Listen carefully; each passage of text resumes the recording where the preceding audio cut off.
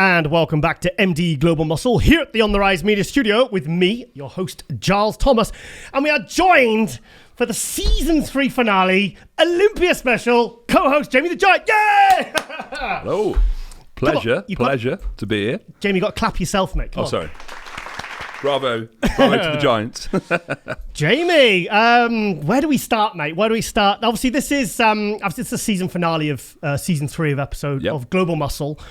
This is our 80th episode. First season was 40, second was 20, this is 20. So we're only 20 away from 100. It's insane. That is insane. It is. And obviously it's the big news. This is going out exactly 1 week before the Olympia. Can you believe it's next weekend? I know. It's crazy. Yeah, it's been an unusual year, hasn't it, Jamie? It's been a crazy year, and that's why I say it's crazy, because I was thinking this about something else the other day. I don't feel as though it's December. Yeah. Like the year's been so weird and mixed up. We're actually at the end, but it doesn't feel like we're at the end. We're nearing the end, and it feels like September. The Olympia's normally in September. You could get away with it being September, couldn't you? In your head. Yeah. But yeah, lots happened. And I don't know whether because it's been so weird and so different, that's why the whole year's been a blur. And we are in this position now, week out from the Olympia, in December, nearly Christmas. Yep. And nearing 2021. Yes. Where many people's goals will already be dialed in and written down. And we can discuss those later, I'm sure, as well. Of course. Now, Jamie, it has been a blur of a year? Yes, that's how I describe it, a blur. But it's been a pretty good year for you, isn't it? It has, and I think, taking the positives from this year, the massive positive was just getting on stage. Yeah. Because for a large part of the year, for many competitors, that wasn't possible. Yeah. Many people give up, stopped prepping, wrote the whole year off. I was one of those guys that started prepping in January. Shit. With the view to competing in May. Which show were you going to do then? The British Grand Prix. Oh, of course, yeah. I was also going to do the California Pro, which I think would be a show that would lend well to my physique. Yeah. Because the previous winners, Nathan and Patrick Moore, having a more aesthetic, shapely, kind of nice lined physique. But obviously it wasn't to be. And then the thoughts did go through my head, okay, well, I know I'm still not there yet. I know I've still got improvements to be made. Shall we just go back into off-season? Shall we start growing again? Because this year for me was all about profile. It was about getting myself out there as a pro. Profile. Spin on words. But yeah, getting my name out there for the American audience and the judges. Because I know, obviously, with me, there's a big question mark. A big question mark. Yeah. Talking about that, I got a good story about that, to be fair. Okay, come on. We like stories here. I'll tell you that after I say what I'll say before I forget. But there's a big question mark around the height. As a judge, I imagine that it'd be very difficult to look at me because I'm so different. So for me, the big goal this year is literally just to stand on stage to get the height factor out the way. In what way? That makes sense. In what way? Well, judges are used to judging 5'6" to 6'1". Yeah.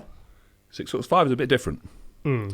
So I almost feel like in shows as an amateur, I got cast aside because they didn't know how to judge me.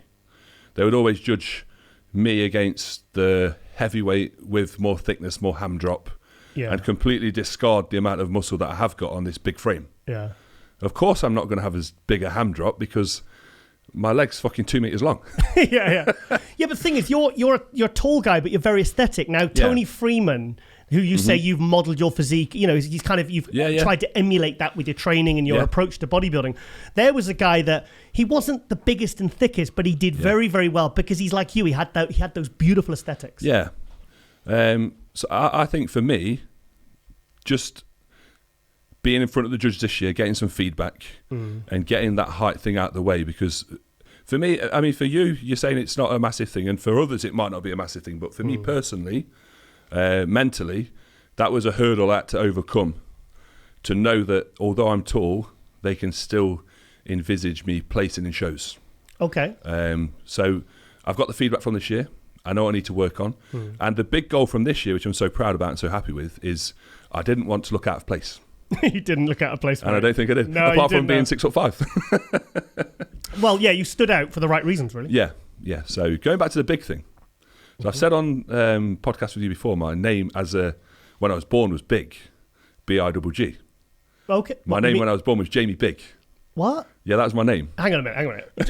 So your name is Jamie Christian-Johal. We call you. You're known as Jamie the Giant. That's your Instagram handle, which we'll come to. So hang on a minute. You explain. So when I was born, my mother's name was Big. Oh, come on. So I was called Jamie Big. Oh no. Yeah. She got married to Johal. Okay. So then at school I was called Jamie Johal from the age of about 5. Okay. Long story short, without going into detail, don't want to bore the viewers with this, but my mum and Johal are no longer together. Okay. My name is Christian through marriage, but it was hyphenated with Johal because my wife is Katie Christian. You took her name? So I took out... Well, it's a modern... That's very modern of you. Modern man. Yeah. Wanting to make her feel just as part of the marriage as I. So yes, it was Christian Johal. Yeah. But seeing as my mother is no longer with Johal, and this is a exclusive for yourself, I am going to change my name back to Christian Big. Jamie Christian. Why not just Jamie Big? Because I don't want to offend the wife. Jamie Big, though. Come on. Think of the marketing opportunities, Jamie. It'd be great. So when I change my name, I just don't want people to think that I've just changed my name to Big and there was no background story.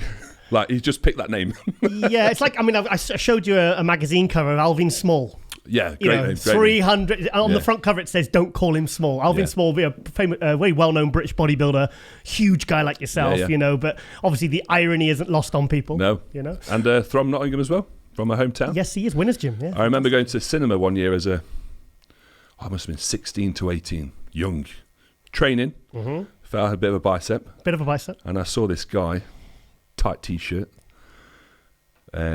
I don't know how tall he is. He's like 5'8" or something. Who? Alvin Small. Alvin's about 6 foot. Is he? Yeah, he's certainly 5'11", 6 foot. Well, anyway, he was that big. He looked short.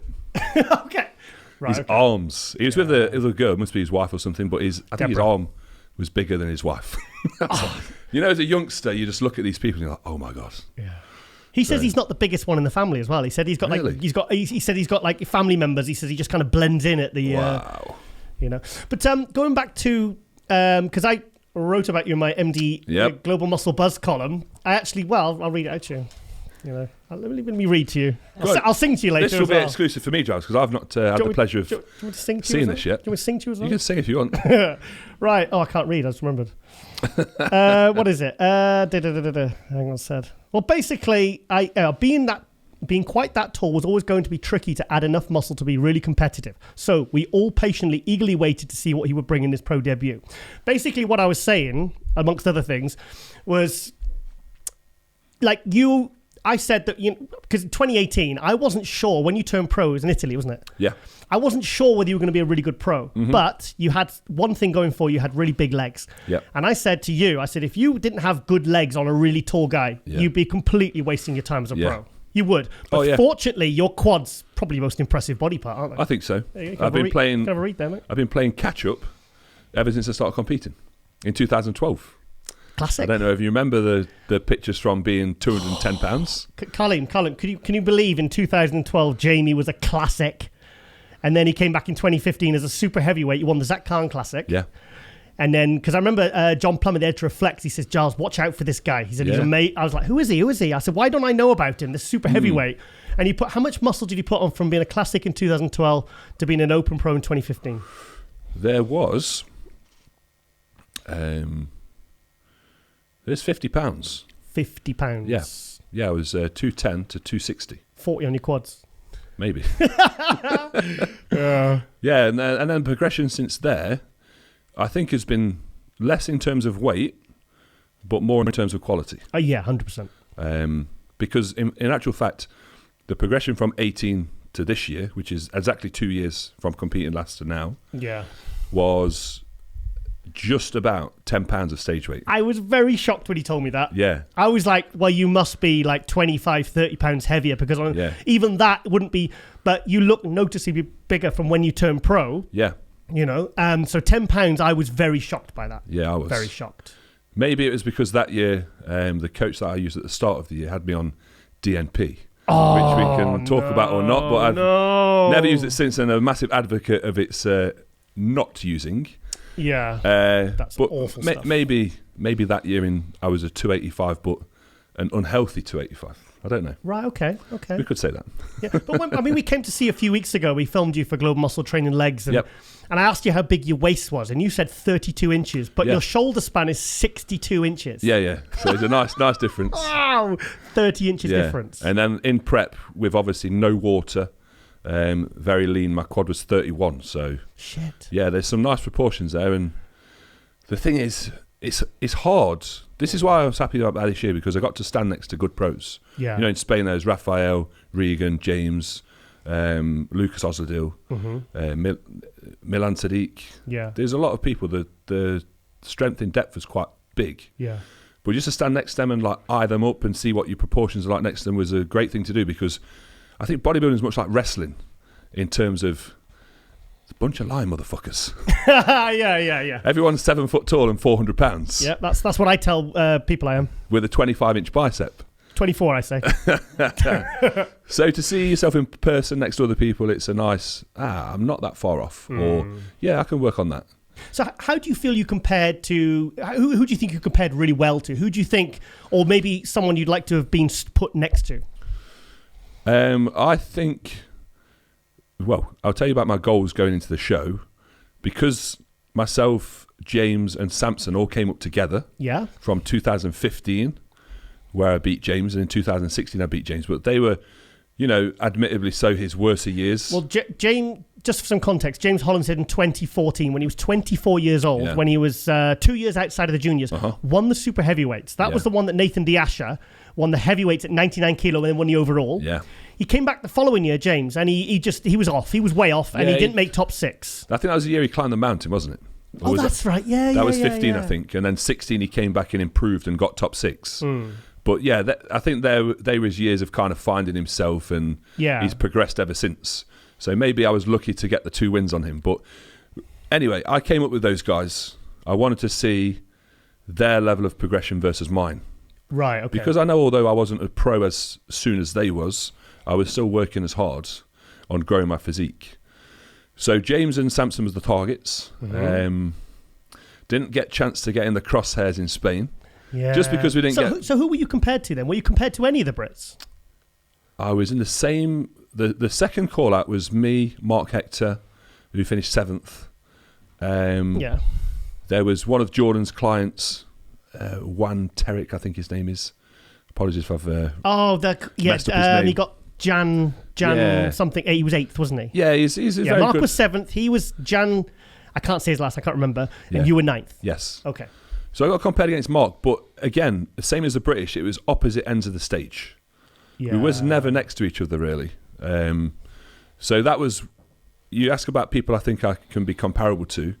Definitely Samson and Mark, in terms of our physiques are more shapely and aesthetic. We have nice lines, a nice level of muscularity, small waists. But I still don't feel as I got a fair call out in terms of where I was placed. Okay. Even at the British, I think the British top 4 was clear to the judges. Yeah. So they just kind of left it at that. But I would have liked to have been swapped round between Regan and Mark, just to see if the placings of us in the lineup made any difference. Yeah. I think it might have. Sorry for saying this, but to be honest, I don't actually want to focus on Alicante, because I don't think you looked your best at Alicante. No. Because when I saw it at the British Grand Prix, that's when I realised what you could bring for this year. That was not the... So if you look at... Guys, go and compare the photos from the British Grand Prix to the Alicante. You're night and day different to the British Grand Prix. I know it's better lighting at the British Grand Prix, but for me... When you hit that front lat spread at the British Grand Prix, we were watching the live stream and we all said, holy shit. It was like, wow. Whereas in the Alicante, it was like, oh yeah, great. Yeah. But it was like, whoa, in the British. They nearly stumped me at the British. I don't know if people noticed on the live stream. What? But we obviously did a tribute to Luke first. Yeah. And then Ian had prepped us all and said, right, you're going to go out onto the stage one at a time. Yeah. You're going to stand on stage. In the middle, there's going to be a light. You're going to stand in the light and hit a shot. Right. So I stood there and hit a really shit shot. Oh, because it was one again and they were like off. Yeah. Yeah. And that was my first impression on stage at the British, and I thought, oh man, I fucked it up. What pose did you hit? Can you tell us? If you notice, on the posters at the British, there's a picture of Luke. Yeah. And he's hitting like a side most muscular like this. Yes. So I tried to emulate that, but really shitly. Oh no, you should have hit a front lat spread. Yeah, well, exactly. So if I had the chance again, I would have. Come on, mate. But I just walked off stage and I thought, oh my God, the audience don't know what's going on. Like, we know what's going on, but obviously the first impressions are normally your free posing round. Yeah. So maybe the viewers thought, that's his free posing round, he looks shocking. I think, I mean, I can't remember, but I'm sure they would have seen the picture of Luke in the background and maybe seen that was a mark of respect, which is obviously, no one's going to hold that against you, mate. No, we made up for it. Yes. And the British I was very happy with. Fantastic. I mean, who couldn't be happy with a 4th place in the pro debut year? So what was the difference in body weight for Alicante in the British Grand Prix? Because you looked fuller, harder, everything. Were you heavier or lighter? This is probably going to shock you. I think I was 2 pounds heavier at the British. That's not shocking. So I was heavier. You look fuller. But yes, I'd come down lower and then filled back up. Yeah. So I knew that in Spain we was over full. We went heavy on the carbs. I think in 4 days there's probably like 6,000 grams of carbs that went in. I wrote about that in the column. I said, would you believe? I said this took 1,200 gram of carbs over 4 or 5 days to fill that physique out. There's a burger and chips. There's a pizza. I mean, I'm known for my pizzas, but there's a lot of food. Do you not worry about trying to fill out on junk? I mean, I know you're eating your clean food, but obviously, JP, your coach, is saying, look, throw a pizza in there. Give it if you're feeling flat. Do you not worry that that's like a gamble? It's tried and tested.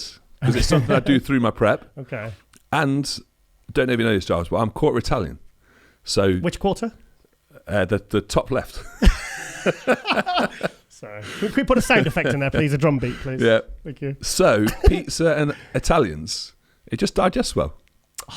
Simple as that. I like the logic behind that. I like the logic. But no, it's tried and tested. It's not just something we just chuck in randomly. Yeah. What isn't tried and tested is where the pizza's from. Obviously, I'm in Spain. I can't get my local Papa John's. Right, okay. But the type of food that is with the macros and whatever else, it just seems to work. Okay.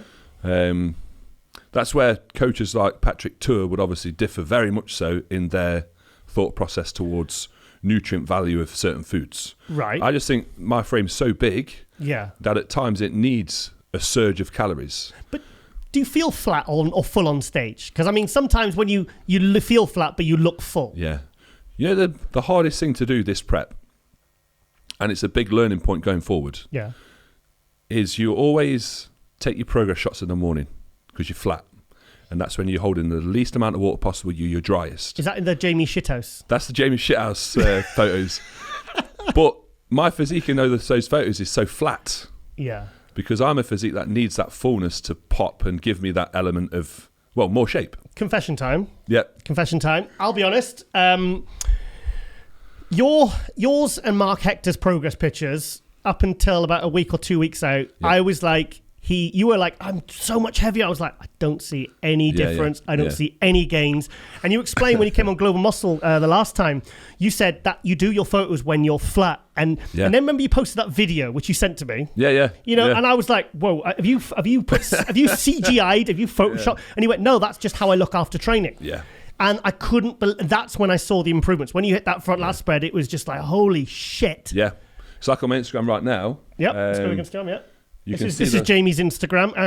Let's give us your AKA the Giant. Very cool Instagram handle, by the way. Thank you very much. So he's very proud of that. You can see the top right photo, the most muscular. Yeah, that one. Yeah. So that is obviously post training.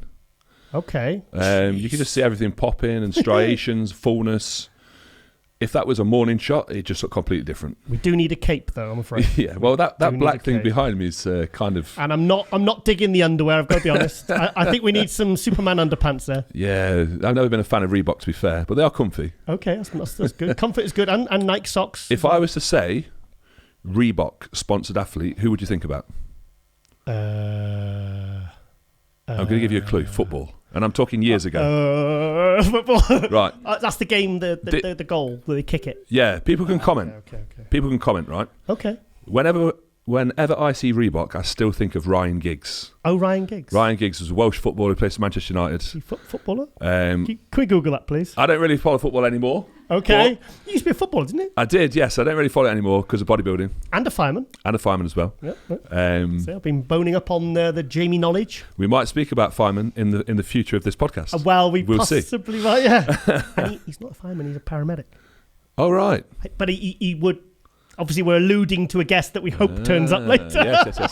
We'll cover that more. Yeah. So, do you want to any other pictures? What's this? What's this all about? What the hell is this all about? Right. So, what's this nerdy side we're seeing of Jamie? This is to ask people what they remember or how they will remember the first lockdown. Right. Okay.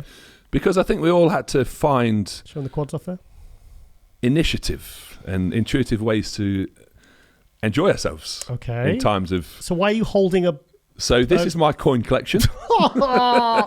Mind you, I did just show you my comic collection. What do you think of that? Your comic collection is extraordinary.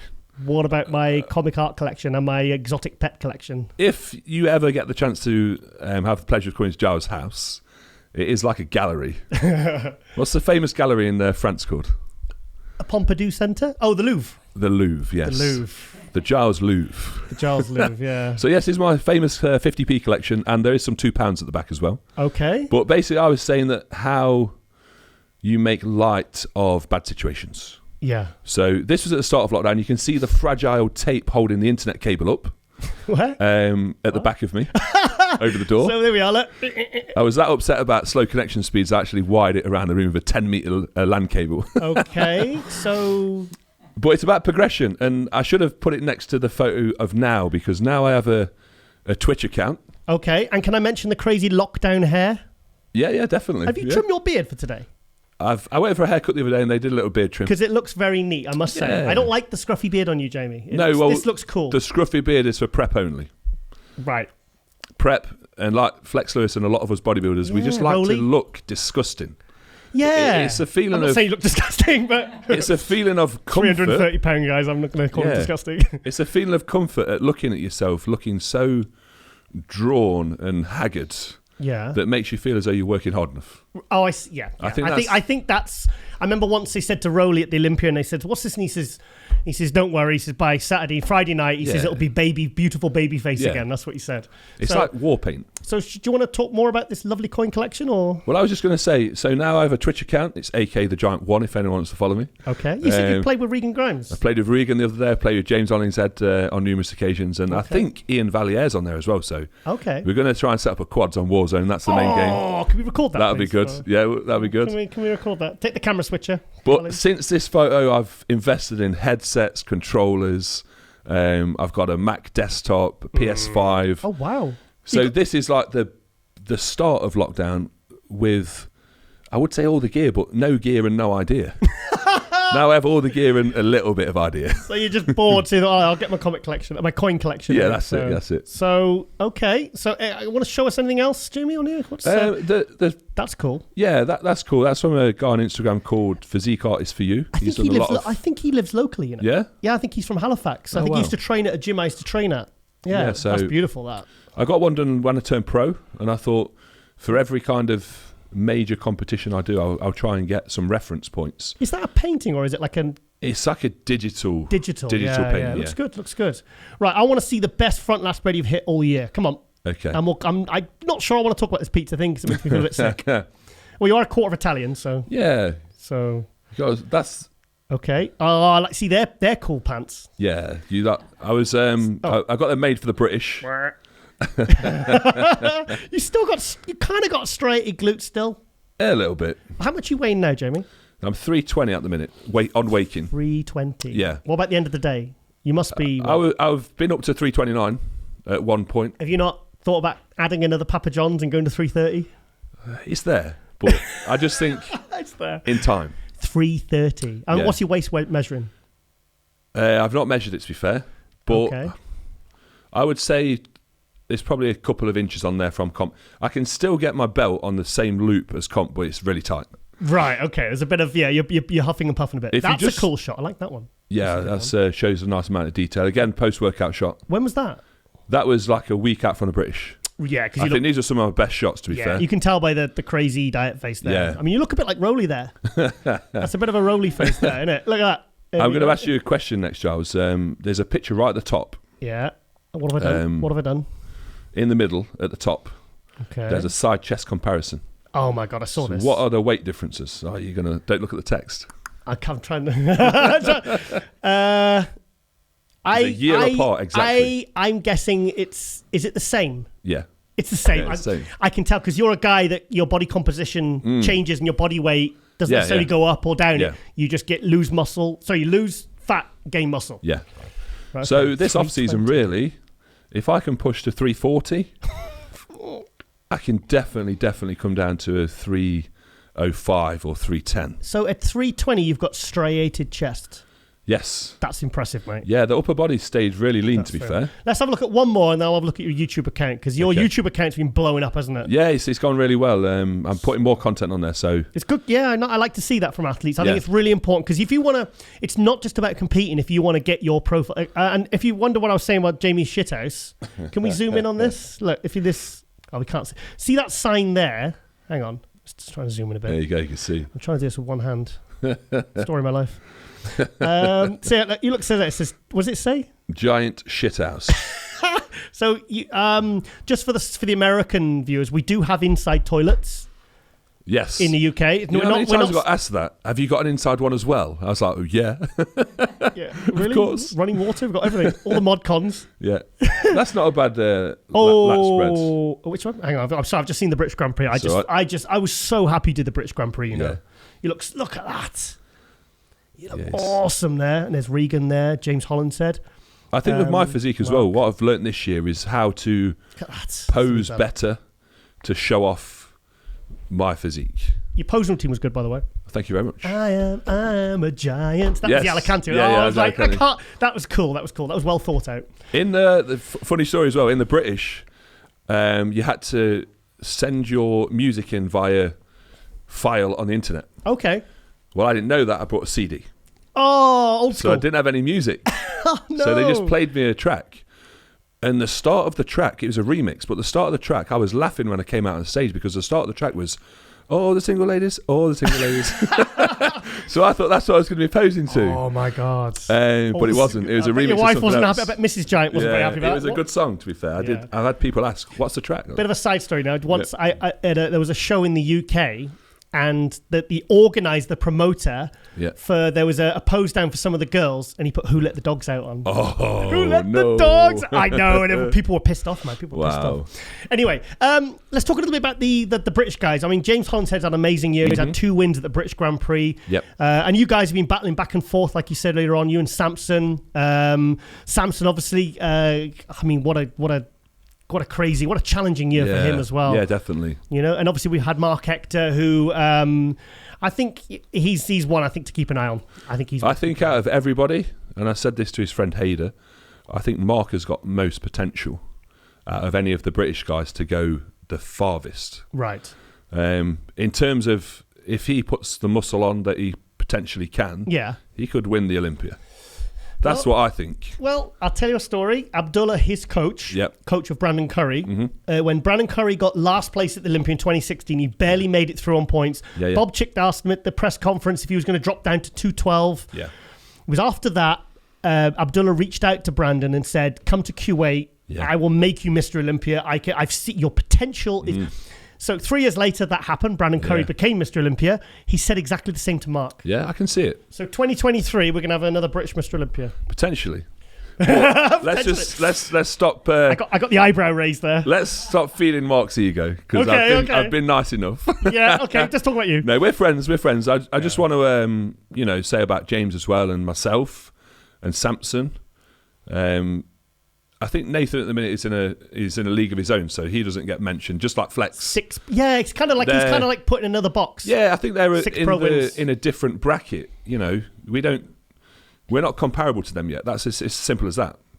They're the front runners. We're chasing those. I mean, these guys are we're talking first call out Arnold and Olympia. Exactly. You know? Can we get there? Definitely. Yeah. Will it be 1, 2, 3 years? Who knows?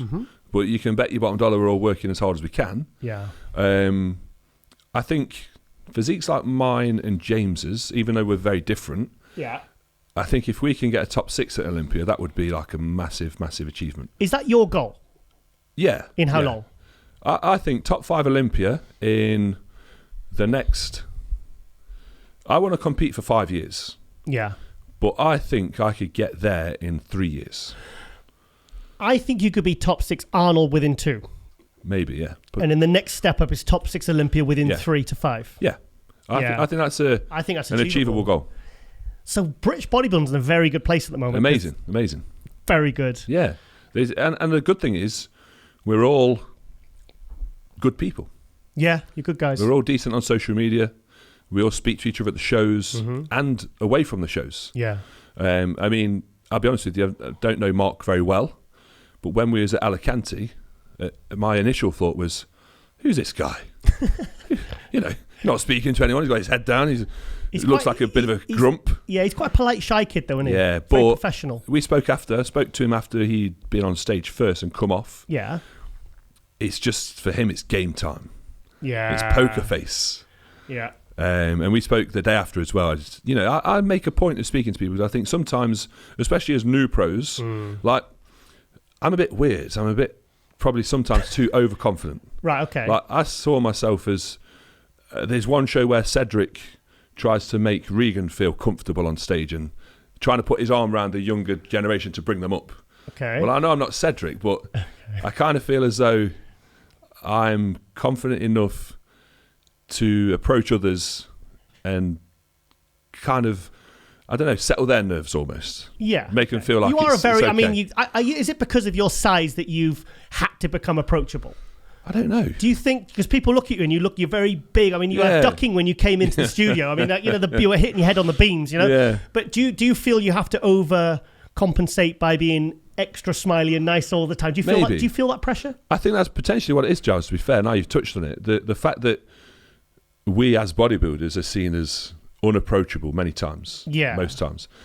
I've taken it upon myself in general life to be that person to approach others. Yeah. And I think that's just what happens backstage with approaching Mark, and just being British, I think it's nice to make those connections. I think it's part of your appeal as an athlete, as a pro, because I think you take your role as a pro seriously. I think you've really stepped into it very well. I think you've been very welcomed. You can see the other guys like you. Yeah. You're a nice addition to any show. I think a lot of promoters would want you in their shows, and so I think it's also I want to talk about, I really want to get you an invite to the Arnold Classic in 2021. And because we spoke about it before and you went, oh, March is a bit too soon. Yes. But recently, I think it was this week actually, the Arnold Classic is being moved back to May or June. Yeah. So if you got a call, or if we could somehow, I could make a few calls and pull a few strings and pull in a few favors, would you do the Arnold Classic in 2021?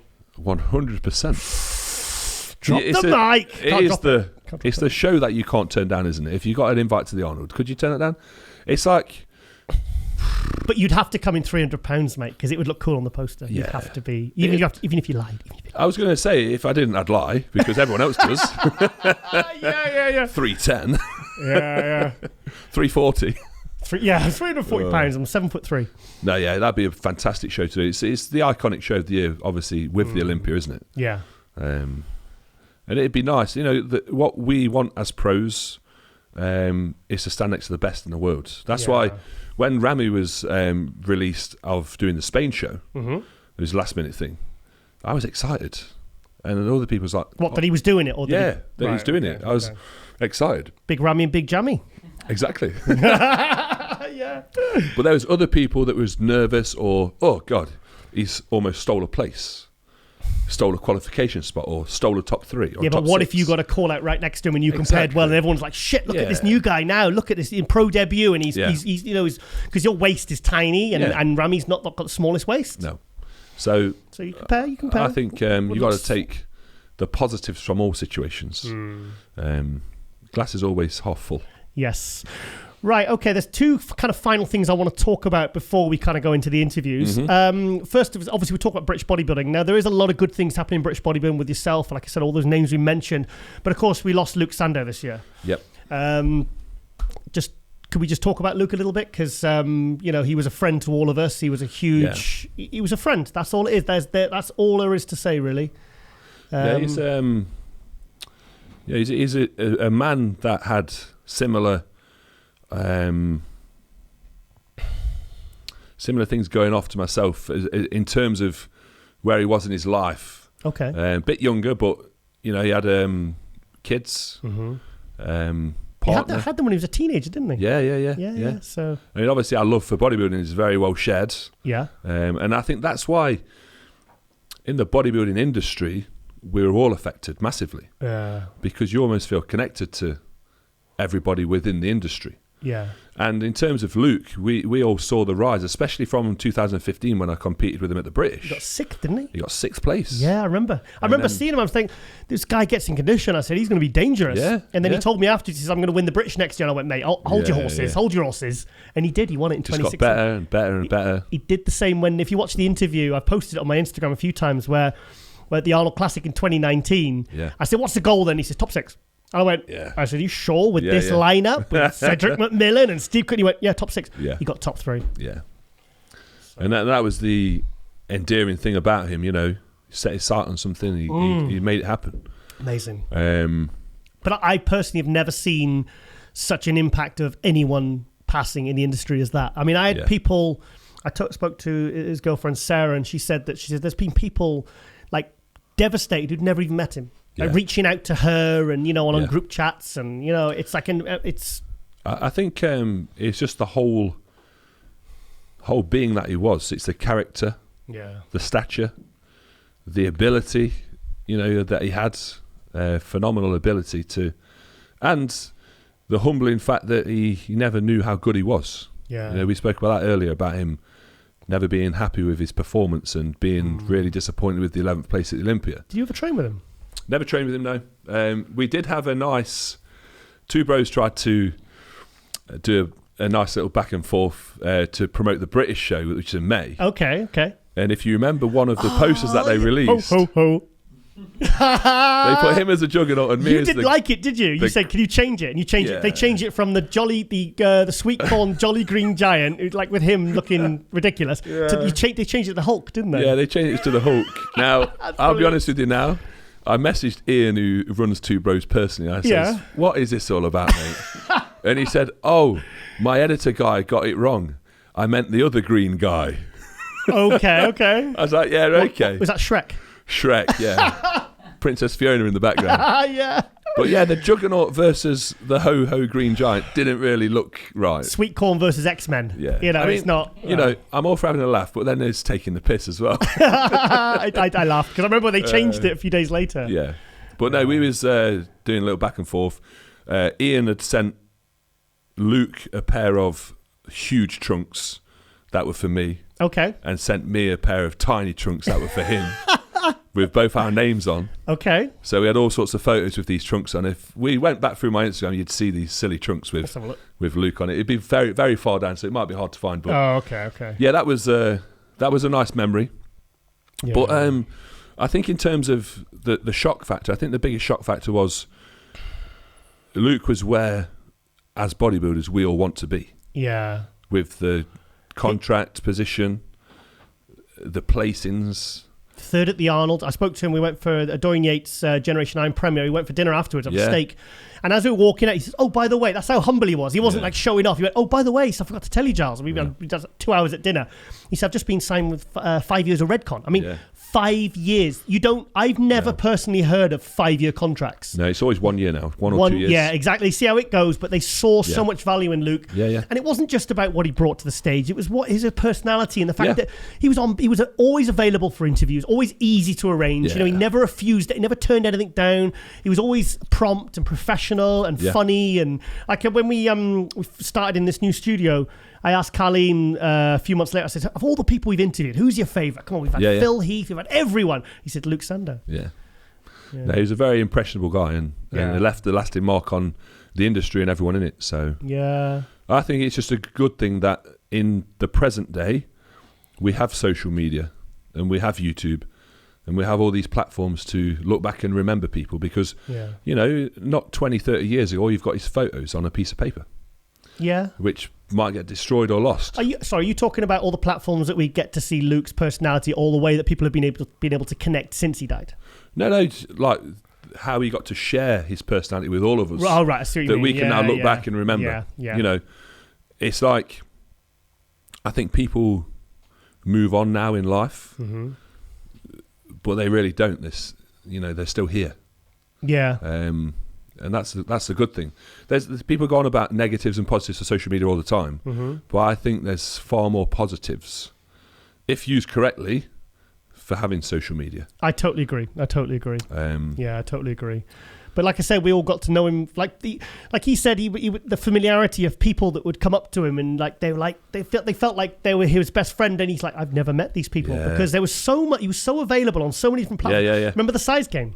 Yes. Also, I'd like to say I've messaged Banji. I want him to bring the size game back. Yeah. And I think you should be involved. Yeah. And I'd happily go on there every now and again, like I used to, as a stand-in, usually for James when he was away or playing Twitch. Yep. But I'd like him to bring awesome. that. Yeah, he needs to bring it back. I think after Luke, I think it knocked him. Banjo. Yeah. I think it'd be nice to have a UK podcast that people could listen to and relate to. Like, to be honest with you, the UK Pro Muscle podcast with myself, Cuba and James, but perhaps with Banj and remodeled or remastered size game. Yeah, but Banji, he started that in 2014? Yeah. He was a pioneer. He was a pioneer, and the great thing about Banj was this is not an insult. I know what you're going to say. He never got better. Oh, okay. Okay, that's not what I thought you were going to say. At being a interviewer or being a introduce the podcaster. That was his charm, though. That was his selling point. Yeah. The selling point was he's eating a packet of crisps or breathing on the mic. Yeah. Or he's forgetting people's names. Sometimes you think, is he putting this on? But it's not. It's just him being him. Yeah. Now, come on, Banj, get the show back. Come on, it's missed. You know, get your team, whatever team you can assemble and create some new magic, mate. Yeah. I definitely don't mean never got better in that straighter form. Right. Okay. I just mean that, I don't know. Banj is Banj, and he didn't change himself for the podcast. That was a great thing about him. Yeah. Brilliant.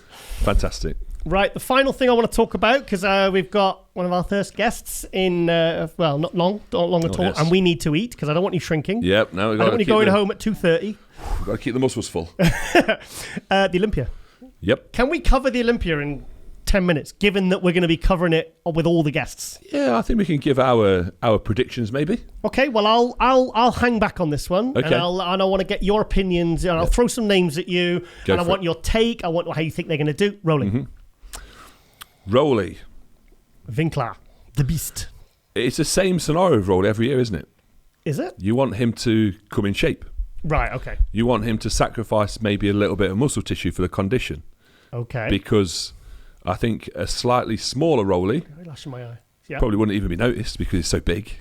Okay. But a slightly tighter Rolly in the midsection and leaner and drier in the legs. So I'm not going to put words in your mouth, but are you saying that Rolly's a little bit smaller this year? I'm not saying that because... I'm not trying to put words in your mouth, but... No, but I've heard other people mention that in past years his legs have been down. Yeah. And he does look smaller. Okay. But to be honest with you, I've not seen many pictures of Rolly in the lead-up. I think it's been a lot quieter this year. Yes. So it would be impossible for me to say. But based on past years, I think there's Olympia... Did he come third? 2018. Yeah, where he looked phenomenal. He could have beat Phil, you know. If he brings that... Yeah. I know from a competitive standpoint, it's not as easy as people think to bring your best. Yeah. And there's all sorts of things that can happen very last minute that can change your look. Just down to stress, water, if they're using diuretics. 2019 was a disastrous year for him. It was terrible, yeah. He had, rumour food poisoning and knee injuries and... You know, so, and obviously he was riding high after 2018 when he got third at the Olympia, and that was around that time he won the Prague. He looked amazing. He beat Nathan, and it was like, wow, it's like, really, is he the next in line, you know? Talking about Rolly now, at his best, I think the exciting story could potentially be him versus Phil. Really? Because everybody's saying Brandon versus Phil. Okay.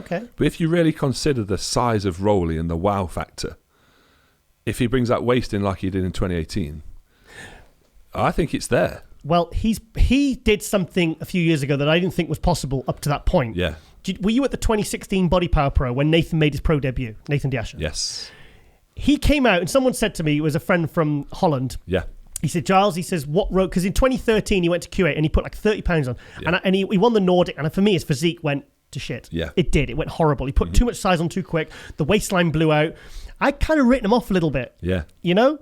And then in 2016, someone said, by the way, Giles, he's leveled up. I said, if he's any bigger, he's just going to be a blob. He's just going to be a blob. All his lines and aesthetics are going to be completely gone. Yeah. He walks out on stage and everything, you know, when you see guys, say you guest pose a few weeks later and you're 30 pounds heavier and everything just looks inflated. Yeah. You're not in the same condition, but everything looks bigger and fuller. Yeah. That's how he looked, but ripped, but with a small waist. Mm-hmm. I took a picture because I was sat with Ronnie Coleman. Yeah. And I was sat with Ronnie, and Ronnie was just like, Ronnie only looked up for Rowley and Nathan. Everybody else, he was kind of just on his phone, on his Instagram. And he hit a most, and I put it on social media, and someone says, you photoshopped that? I said, no, I haven't. And I screenshotted it from my gallery. I said, I have not photoshopped this. I remember that when he just did the crab and it's like, whoa. But he managed to get everything else bigger. Yeah. I mean, that's the holy grail of bodybuilding. If you can get everything else bigger and keep your waist small, or even get it smaller. Yeah. So you think he could? I think he could I think he's top 3 at his best. Okay. Whether he's first or second, second, I don't think, in my eyes, you might ask me about this name, but in my eyes, I'll jump the gun. I think if Phil is at his best or anything close to his best, Phil wins. Just because of his sheer size and bubbliness and quality, separation. Do you think 2018 was just where he came in just off, or do you think that was the start of the decline of his physique? Like Ronnie, when he got second, you could see that things were starting to... He kind of hit a peak and now he's on the slide, you know, and he came back the year after, came fourth. Probably didn't even deserve fourth. I think he should maybe fifth or sixth. Yeah. Dennis Wolf should have beaten that year, I think. I don't think it was a decline of his physique. Okay. I don't think he was done. Okay. I think he had 3 to 5 years left in him at that point. Okay. I just think it was a year that went wrong. And I don't think it helped the fact that I think you could tell in his face that he felt defeated on stage. Yeah. You know, he was giving up a few shots. He was coming out of shots early. You could tell by his facial expressions that he wasn't as confident as he was in previous years. Like I think he thought he's lost. Oh, really? And that showed. I think there was one ab shot that he came out of early, and on his face he was like, "Fuck this." Oh, was that when Sean Roden went, "Oh, look, see you quitting," kind of, or something like that? Yeah, and the crowd went. I was there because the crowd was going crazy. So, William Bonac, second place last year. He's been very, very consistent. And do you know what? People are still... It's like Kamal. People still... It doesn't matter what they do and achieve.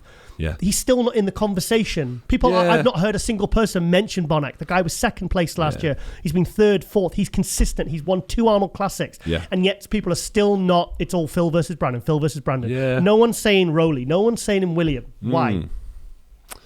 Check the time now. I think for me, it comes down to character. And I think as a professional athlete, fans follow characters. Okay. And I think Bonac is less of a character as the others. Oh, okay. I see. Yeah, okay. Plus, he's not American, maybe. Do you think that's a factor? I think so. Because when he's done interviews in the past, English is good, but not great. Okay. And I think that is a factor. You know, when you speak to Ramy or see him on the Olympia press conference, I think they want somebody who can converse with the fans and have a sense of humour and a character. But how do you account for Hadi's popularity then? He doesn't even speak a word of English. He doesn't, but he's got such a freaky physique. But yeah. I still, and I'm going to stand by my guns and say this, I still don't think a non-speaking or non-English speaking athlete will ever win the Olympia. You really think that? Yeah. You don't think they basically... What? So you're saying the judges wouldn't... I think the organisation, the Olympia organisation, base it on how they market the next year's shows and shows to come. So you're saying that if, say, Hadi had brought last year what he brought to the Vancouver, if he'd have brought that to the Olympia, you don't think they'd let him win it? No. Oh, I can't believe you said that. I think he'd have won it. I think there's a level of politics. Okay. Well, that's your opinion. And I think they're looking for like a torchbearer.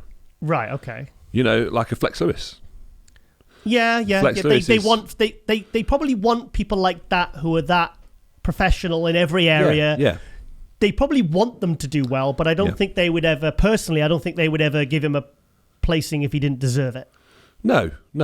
But I think if it's a tie between a Haddy, let's say a Haddy and a Flex, like it was in Korea all those years ago. If it's a tie between a Haddy and a Flex. You had to pull that one out, doesn't you? I do apologise. You have to dig that one out, didn't you? If they're both at their best, okay, and one of the only factors to concentrate on is character and marketability, okay, I think that's a factor that might lean one for the win. Can we edit this out, please? You're opening up old wounds. I don't want any letters at my door. Thank you very much. Fine. You'll be fine. Those Haddy fans are a bit intense, man. Yeah. No, again, fantastic physiques. Yeah. But I think at that level, politics do come into play. Okay. And that's only my opinion. Okay, then, Big Jammy. What about Big Ramy? I'm a poet and I don't know it. Yeah. Again, Ramy's like Rolly, isn't he? If he comes in... Well, his name begins with R. Yeah. Sorry, bad joke. If he comes in how we all want him to... Yeah. Again, for me, Big Ramy's one of these that I've heard a lot of people say how good he is. Yeah. And I've not heard many people say, apart from yourself earlier on, that for me his waist is a bit too thick. Yeah, from the front shots. So for me, I would like his waist smaller. And for him just to look a little bit more balanced. Yeah. I look at a balanced physique, and that's probably just because of my own physique and my own attributes. But for me, Ramy's unbalanced. So personally, he doesn't get in that top three for me. For me, it was frustrating, especially from, say, 2013 to, say, 2017. He was coming in bigger every year, but he was coming in bigger, but the same version. Yeah. The same strengths, the same weaknesses. I'm like, guys, you don't need to bring him in 320 or whatever you want to bring him in. Yeah. You need to bring the quads down, bring the waist in. Yeah. You need to fix these, get in balance. Because I saw him when he won the All Europe in 2017 when he beat Bonac. It was very close. It was very close. And rear shots, rear bicep, rear lat split, unbelievable. Side chest and side tricep, wonderful. Yep. Front shots for me, even that, people going about his front lat spread. I just, like, you did a front lat spread, it's like a V. Yeah. His is not as much like a... Yeah. Maybe I think you're right. We might have Ramy. Sorry.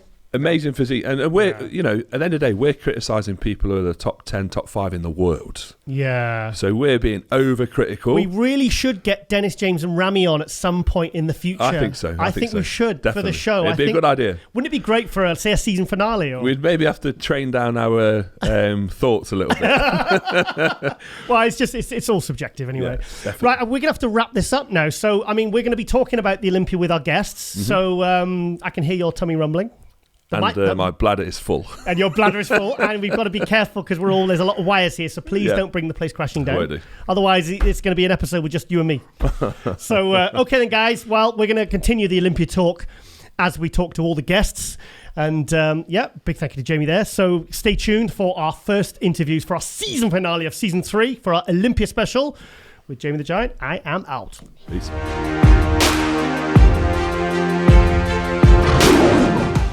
And welcome back to MD Global Muscle here at the On Rise Media Studio with me, your host, Giles Thomas, with my epic co-host, Jamie the Giant, and we're joined all the way from Texas, Steve Kuclo. Yay! Come on, clap, guys, clap. This is Steve Kuclo. How about the Texas Giant? Yes, Texas Giant and the Ilkeston Giants. Yes, I got a little bit of muscle to grow before I can catch up with Steve. Yes. Just a little bit. Not far off. So, Steve, I'm joined by someone today. He's gonna come in on our Olympia predictions. So, you offered last time we came on, and you said, Giles, if you want to, pick my brains, because I'm not doing the Olympia this year.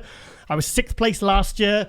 So, we want to get your opinions on what you think is going down for the 2020 Mr. Olympia.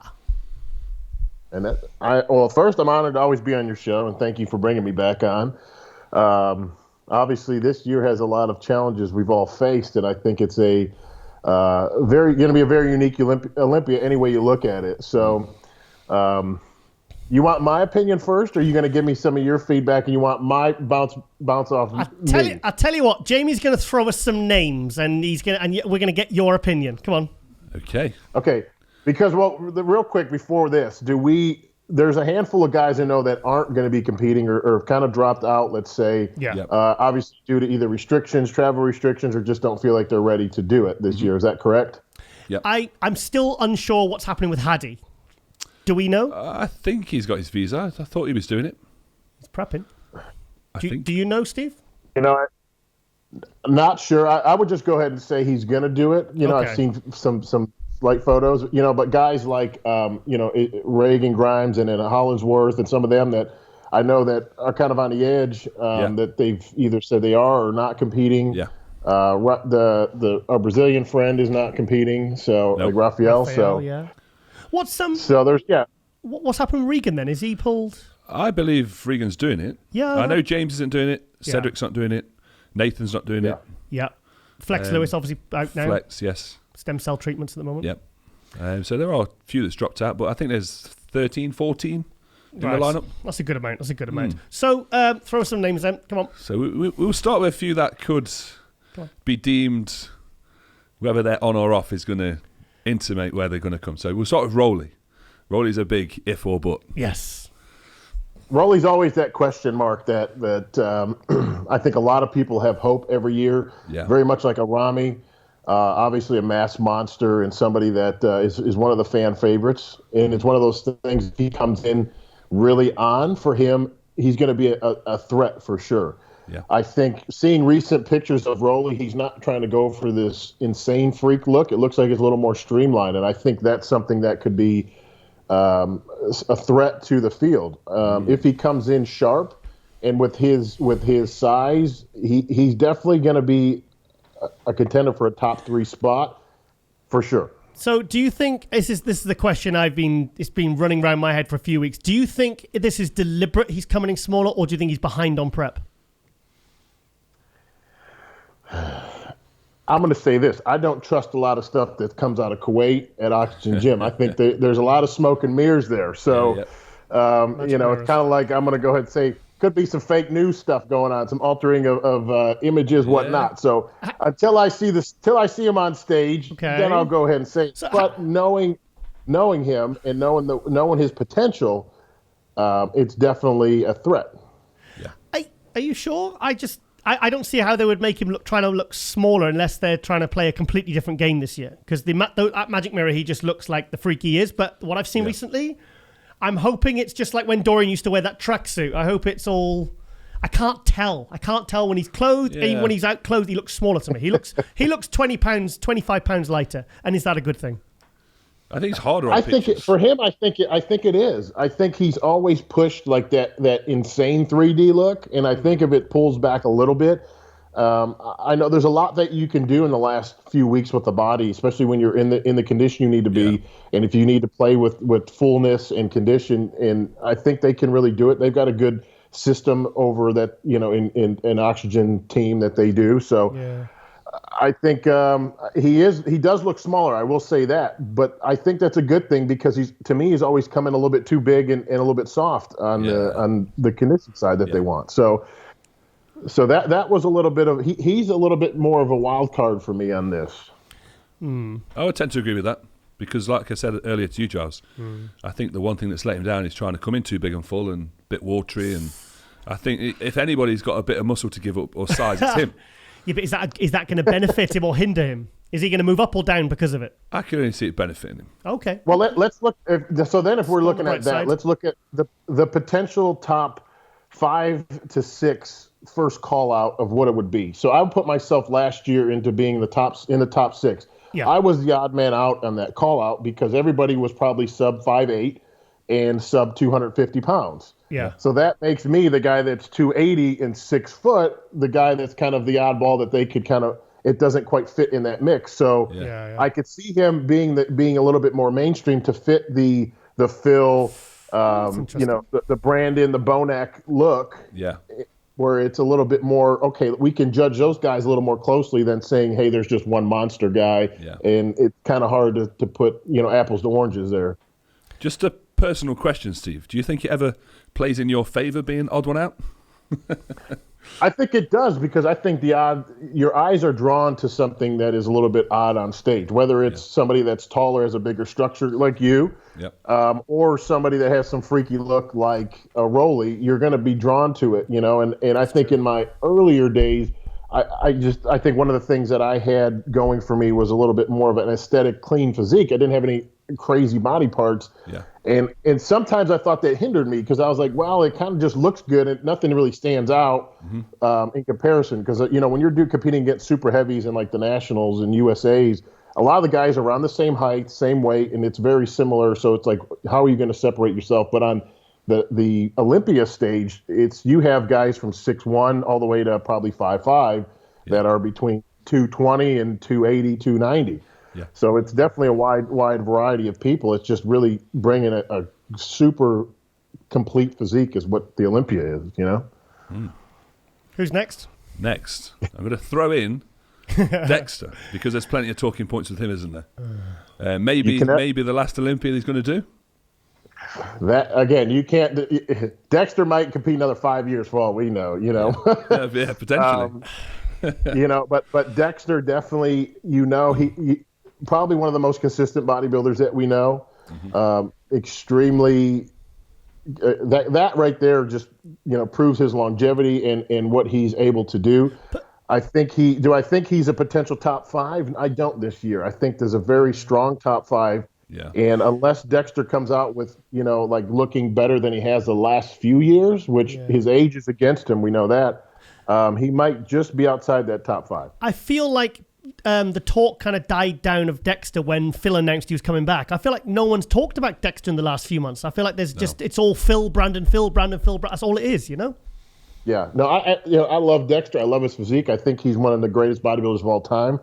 I just think when you're dealing with the age factor and the freak factor of some of the guys in top 5, it's going to be hard for him to compete with that. Yeah. I think that's the difference now as well. I think you did have freaks coming in, but they probably weren't as aesthetic. So Dexter would always step ahead in terms of shape. Yeah. But now you've got bigger guys with shape, so with aesthetics. That pushes Dexter back. Correct, yeah. What about the fellow Texan in the ranks, Hunter? Ooh.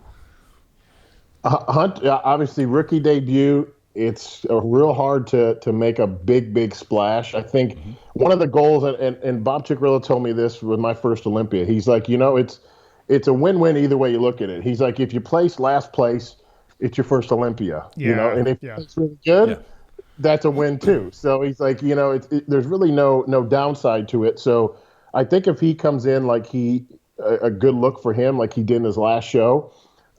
Do I think he's going to be in the top 5? No. I think he's going to be kind of in that mix between like the Ian, the Antoine, the Akim kind of guys, which may be between your 6 to 10 or that 10 to 13 kind of spot. Do you think he'll be the highest of the new guys?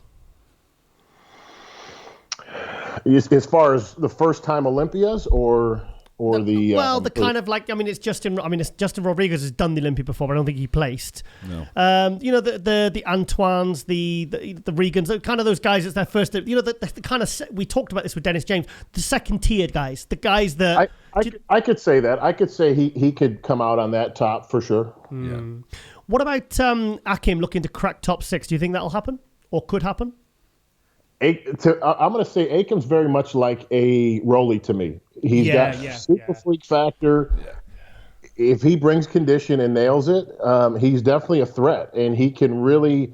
I know he's done a lot of work. He working with Oscar, and he hasn't really let off the gas as far as like he used COVID as an excuse to kind of not train hard. I mean, he's been doing the work, and I think he can definitely be a threat this year into that second tier of that 5 to 10 to really start knocking on that 5 door if he's really on. Yeah. Awesome. Come on. My next one is going to be, I'm just going to shoot out there and say, give us your top 3 in order. And then we can speak about those. Oh, in order. Yeah. We want to know who's going to win this. Top 3 in order. According to Steve Kuclo. I'll give you reasoning behind each. Yep. So it's just not kind of a random... I like the way he's so prepared. I like it. I know. It's great. He's prepared. It's like Milos. He'll have pages of notes. Yeah. Top 3 in order. I do have Brandon number 1. Brandon? Wow. I have Brandon number 1. Now I'll give top 3 and then I'll give my reasoning behind them. So top 3, Brandon number 1, Phil number 2, Bonac number 3. There's a Bonac in there. with Brandon, number one, okay, he's the reigning champ. That's always a little bit of credit going into the show, a little bit of a boost right off the bat. Reigning champ always gets kind of the look no matter what. Brandon's been putting in the work. He went overseas. My hat's off to him for the sacrifice he makes to get ready for the show. He looks, from pictures I've seen, he looks super full, super like he needs to look going into this show to be a major threat to win the Olympia. Yeah. Phil's been very covered up. We don't know a lot what Phil looks like. We know Phil's potential. We know Phil's what Phil's capable of. I think taking the time off and Phil kind of being on the back half of his career, his age and stuff like that. I think he really had to come dig deep to do this show. I know that. I know taking that time off, especially going through what we went through this year and not pulling the plug and saying, you know what, I don't want to do it. There's really I don't have to do it. But he's going to have to really get that inner drive to want to take this show. I haven't seen Phil progress in the last couple shows he did, like his look from 11 to 12 to 13, and then you kind of go on the years. Yeah. It never was like a Jay from 08 to 09 where he kind of Jay was a little bit took a step back, and then 09 came out, shocked the world. That we always talk about that's somebody with a drive. Yeah, Steve, we always talk about that. Sorry, Steve, can I quickly throw in? You remember what Jay Cutler did 2008 to 2009? All the bodybuilding fans. I mean, he came back with something no one expected. We thought he was kind of on the slide. His physique was kind of getting worse, even though he got second to Dexter that year and lost the Olympia. Then he came back. Do you think Phil could do a 2009 Jay? And win it outright, so far ahead of the game? Yeah. Okay. I don't think many people can do that, and I don't think he can. I mean, he would have to done a lot of homework to make that happen, and I think Jay had a lot to prove coming back and really was hungry. I don't know if Phil has that in him. I mean, if he does, that's an amazing accomplishment. My hat's off to him, and I think could he do it? Yes, but do I think he did it? If I was a betting man, I'd say no. Okay. On to your next. Third, obviously, Bonac. Bonac, a super consistent guy, has been cracking that top three the last several years. So that's why he's kind of in that. It's to me a top three contender because he just has that super consistent look. It's for him, I think he's maxed out where his potential, and he's done a great job doing it. So what about the big wild card, Ramy? Of course, everybody's going to talk about Big Ramy, just like the Arnold this year. Yeah. It's one of those things. I know him and Chad have done a lot of homework, and Chad's an excellent prep coach. And if anybody could bring Ramy in, I think it is Chad. So I believe that Ramy should be his best. Now, again, if there's anything crazy variables that happen, if he tries to come in, super tight, is he going to be flat? So bigger bodies like us, and that it's very hard to kind of find that perfect balance between condition, fullness, because it takes so much to fill us up and so much to be to have that 3D look that makes us look really good. Yeah. But at the same time, to find that dryness and crispness that we're trying to achieve too, it's a lot more challenging. So guys like us, Big Ramy, myself, it's a lot harder to get that, to nail it, let's say. Yeah. I think if Ramy nails it, if he pulls if he pulls his New York Pro look out, the one he won that everybody was like, Big Ramy he can definitely be in that top three, if not win it. And we know that. Yeah. So you think, okay. Yeah. I'd run with that. Because that look, I mean, I'm going to be honest, it's hard to, he has such a freak factor, such a mass presence on stage. And if it's dialed in, if it's tight, it's hard to deny that. It really is. I mean, So who are you most looking forward to seeing walk out? Like, who's the one you're most looking forward? Is it Rolly? Is it Phil? Is it Brandon? Who's the one you really, really are most anticipating to see? I think as a fan of the sport, I'm going to love to see two Mr. Olympias go at it like a Brandon and Phil. I think that's going to be a great, You have your favorites of Phil, the guys that love Phil and think he's the greatest of all time, and he is one of the greatest of all time. There's no denying that. Look at the number of Olympias he has. I think Brandon has a lot to prove. To kind of win an Olympia last year, where there was it was controversial. People say, "Oh, it was an easy Olympia. Nobody did it." Whatever. I think this year Brandon knows he's had to put in the work and come out and prove himself. And there's a lot to a champion if he can come out and prove himself like he can. So that's going to be a really good battle. But I also want to think there's going to be a strong battle from that, to me, that 6 to 10 that I think that don't overlook. And I think so many people get fixed on that 1 to 5 spot that 6 to 10 is just as starting point for some. Yeah, absolutely. And it's I think it's a win for a lot of the guys to make that top 10. And it really is. It's been for me making the top 10 and be like, okay, that's that first win, and then that second win is getting a top 5. But I think guys like Juan Morel, not only a great friend of mine, but I think is a great bodybuilder, puts in the work, probably works as one of the hardest working guys in our industry. And I think he's somebody that we shouldn't, not look at to be a very high contender in this show. I think that the Lucas, our Czech friend, I think he's an absolute, very he's underrated, a freak. Very underrated. Yeah. Yeah. I think there's a draw to him that you just, when you watch him on stage and he poses and the way he gets in condition, it's, you're at first like, you gotta pass over, and you look at him and wait a second, that guy looks really good. Like, he is a threat, and he's done a great job pulling his package together. He's won like 4 pro shows. Yeah, he's won 4 pro shows. Yeah, he by no means has he not, proved himself. So and he's a little bit more on the veteran side as well. This isn't his first Olympia. He's done a few. Like you said, he's got quite a few wins under his belt. I think guys like Ian as well is another one that has done a lot of work. He's put in a lot of time this year. Has done, if he brings it, I think, Antoine's done really good as far as, if I look at social media and the guys that probably lived and eat and sleep and breathe every aspect of their life the last 12 months of what bodybuilding is, that guy has done it, So my hat's off. One final question.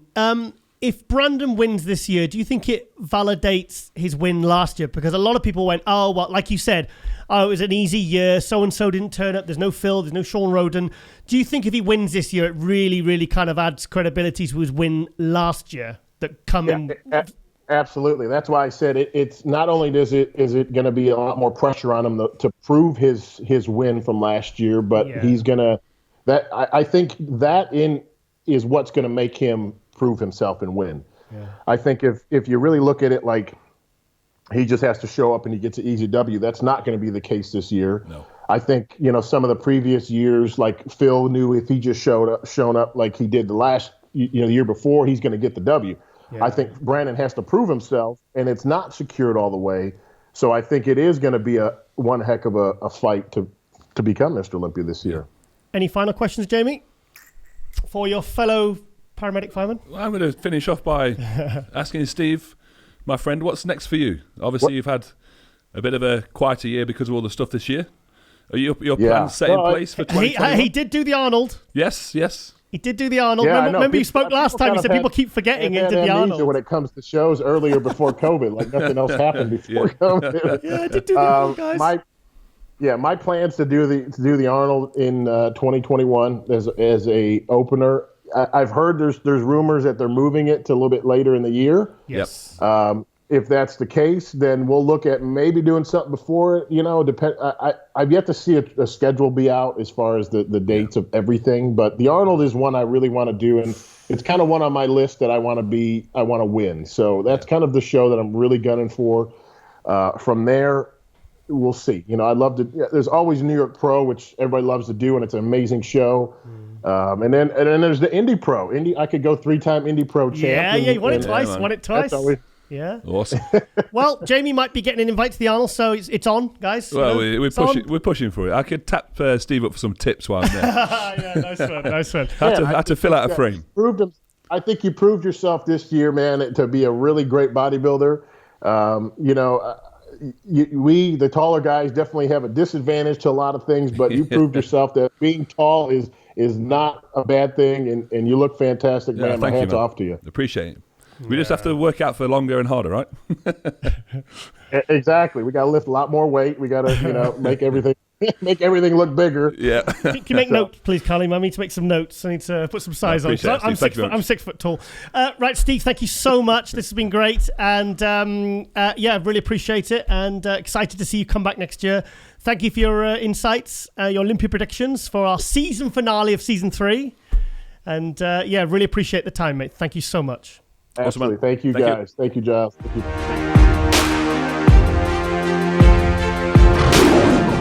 And welcome back to MD Global Muscle here at the On the Rise Media Studio with me, your host, Giles Thomas, joined by my co-host, Jamie the Giant. And we are joined all the way from Phoenix, Arizona. That's correct, I think. Dennis James, yes! Dennis, come on, mate. You haven't changed. You have not changed. Dennis, come on, mate. You got to clap. You got to get cigars. Dennis, Olympia's next week. What's the time there, buddy? It's 9 o'clock. It's 9:07 in the morning. Yeah. Yeah, that's what I thought. He's not ready for your energy yet, John. That's all again. Yeah. Well, I've been up since 4. Oh, bless you, man. Bless 4 o'clock. I've already done my hour of cardio and everything. Wow. Good man. Good man. Firstly, how was your dad's birthday? Awesome, of course. I mean, especially after last year, the last 2 years with the colon cancer, and the chemo, and then the colon cancer surgery when they opened him up and he ended up with an ostomy bag for 7 months, and then the reversal surgery and all these at 80 years old. Whoa. So he's doing awesome. He's back to where it was. He's back to doing all the things he used to do, and I can't be more happy and more proud of him right now. Good. Where does he live then? Germany. Oh, My Germany. parents are still in Germany. My dad never left. Yes. Okay. So, well, I was one of the military brats. I was one of the lucky ones who knew who the daddy was, and the daddy's still around. Oh, wow. Quality. You know how it was back in the days with the GIs and stationed in Germany. They had their 2 to 3 to 4 years or whatever, and then they left, and they left behind a few kids with different females. You never know. Wow. Okay. Well, it's good to hear your dad's doing well anyway. Right, mate. Obviously, the two biggest talking points at the moment is obviously we've got the Olympia next week, and the fact that we had you on a few months ago, and you said that you were going to contact Ramy because you knew he was back home in Egypt. So tell us how that all came about with Ramy coming to your place. How did it all come about? No, he wanted to be here. He wanted to come back to the training that we used to do. He said he missed it. Mm-hmm. And I think he knew that that's what his body was missing. Mm. It was just different for him back then, You don't have anything to worry about here with the food, It's different if you do it by yourself and you have to cook all your meals and you have to worry about, everything. Mm. In the last couple of weeks, I think being stress-free is the best thing that can happen to a body. So he said, he knew what was coming when he came here. He knew he's going to get his ass kicked every day, but he knew that's what he needed. Mm-hmm. Jimmy? I was going to say, would you say there's obviously certain types of athletes that need that push from someone else? Is Ramy one of those type of athletes? But there's a difference if, somebody pushing you and somebody that's pushing you that you have respect for. Yeah. At this time, as an elite athlete, like not only Ramy, but like all the other guys in the top, it's very hard, for just anybody to just come around and say, listen, do this, and come give me 5 more, do this. Yeah. Because that's not easy. And it's not easy because once your calories is low and, you're done, and it only works if the person has respect for you and knows that whatever the person tells you to do is in his best interests. And at the end of the day, that's exactly what's happening here right now, because I know how he feels. I know exactly what's going through his head right now at this time, and before the Olympia. I've done it 11 years. Mm-hmm. So, I know after an hour of cardio, the last thing that you really want to do is sit there and fucking pose. Yeah. But I'll make him do it because don't leave no stone unturned, because at the end of the day, here it is. It's going to be a very competitive Olympia. Yeah. Phil Heath coming back. We got Brandon Curry trying to repeat because, I don't know why people think, it's going to be easy, because Brandon is on his A game, So is Phil. I mean, I believe Phil will be probably one of the best Phils we've seen. And don't count out Dexter. So it's going to be epic. So, and the thing is this, we all know head judge Steve Weinberger likes to compare guys. So if you come into the Olympia to win the $400,000 check, you better be ready to do some posing. Yeah, you better be ready to do some comparisons. Yeah. And I'm not talking about first call out and last call out. I'm talking about first call out, mix them up, back to him and call him again and get him and make it work for the money. Yeah. You don't want to be the first one that's losing energy and starting to fade because you didn't do your posing. So I think the general consensus, I think a lot of fans feel that, Ramy, they say, it always goes wrong because he has so many people in his ear. He's got 20 different people giving him opinions. I think I'm not in his ear. Okay. I'm not in his ear. Okay. He's got his coach chat and that's it. I don't enforce anything. I have nothing to do with what's happening. Mm-hmm. That's why I don't want, I don't even like when people say, oh, Dennis is working with Ramy. No, he's here as my friend. Yeah. Yeah. Okay. He has a coach. He's here to be trained together. I'll pose him. So whatever he eats, how much cardio he's doing, and the way he approaches the Olympia, that's up to him and his coach. So I suppose you just keep him kind of like calm and kind of focused and, distraction free. I'm the friend. Yeah. I'm his friend. Somebody trusts. I would never jump into anything that these guys have going on because if you have a coach, you should listen to your coach. It doesn't matter if you like it or not. Yeah. Would you say that this is the best Ramy to date, potentially, that's coming up? That's something we will see Friday, day 18. I thought that was going to be your answer, to be fair. Yeah. No, it's. I mean, there's a lot of obviously conjecture around obviously what's going to be, what he's going to bring this year. Because I mean, obviously last year he was off because he had the shoulder injury. Dennis, I think people are just excited to see him back. And I was excited when I saw that video of you in the car. You're in the car and you could tell the energy, your energy was up, and Ramy just looked really happy and kind of relaxed and kind of excited to be with you. He is. He's absolutely. You can tell he's happy that he's back here. You can tell. You can tell this is legit. This is not a show. He knows a lot of things went wrong a lot of years ago. You know what I mean? It didn't go the way it was supposed to go. But listen, nobody's mad at him. We were always friends. Yeah. Mm-hmm. But he knows where he feels his best. And seeing him happy and seeing him compared to 6 years ago, seeing how easy he'll just do when I say, let's pose, let's do this. Mm-hmm. And he does his cardio. He doesn't miss a session. Yeah. He wasn't like that 6 years ago. Yeah. That there I can see it's a different mental state right now that he's in. And it's not only, I can only speak for what I see since he's here.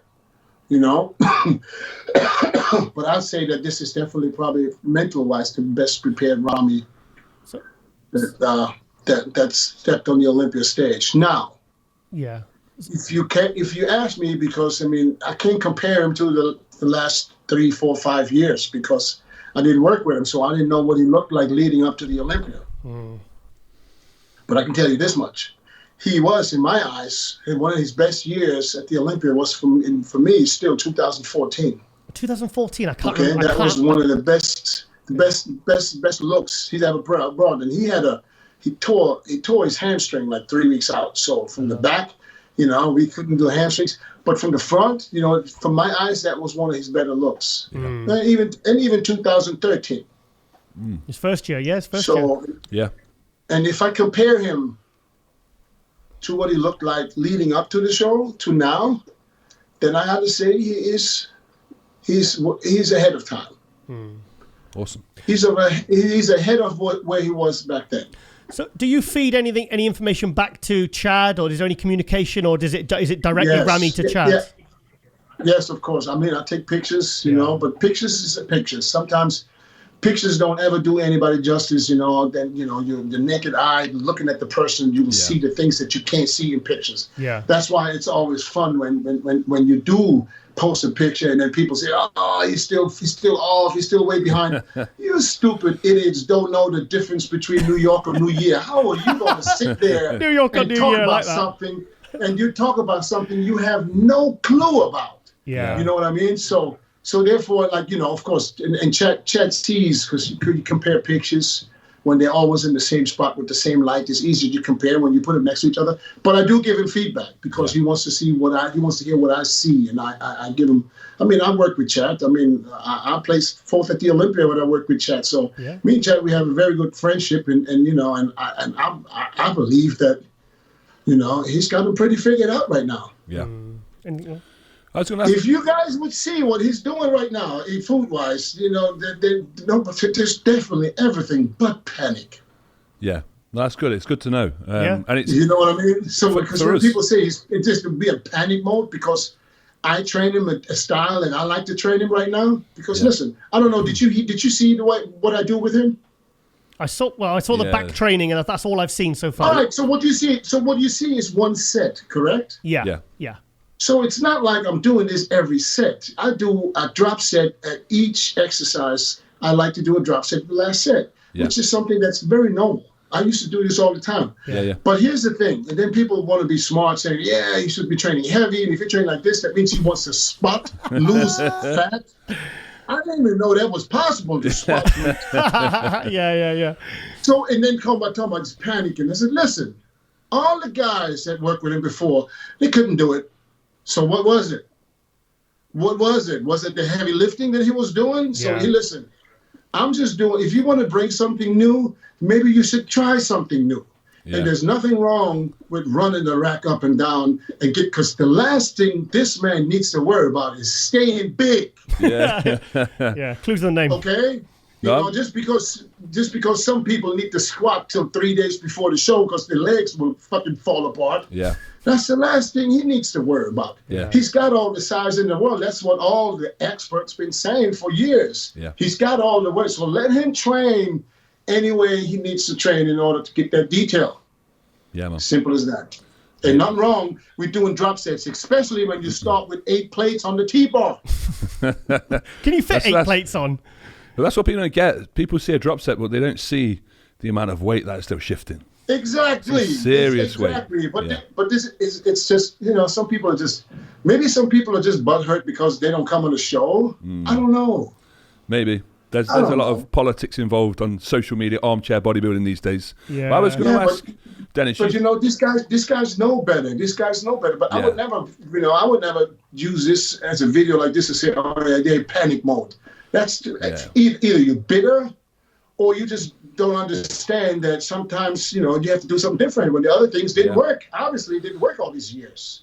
I think, unfortunately, with today's society and social media, people need airtime and buzzwords kind of sell, don't they? Clickbait. It's all clickbait. They don't want to talk you down, but then they use your picture and you get some clicks. Yeah, man.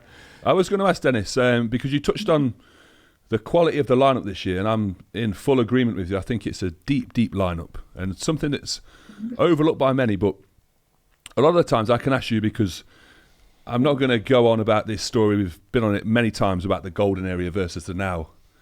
But what's your view on the cream of the crop of today's bodybuilders? Still being involved from a very positive standpoint like you are yourself. Are you happy with the physiques of today? Well, some of them, not all of them. Some of them, I see a lot.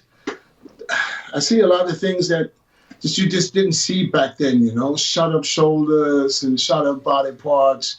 It's. I just had a discussion with a guy earlier who says that if Ramy would have competed in the early 2000s, he would have won because back then the judges didn't look for condition.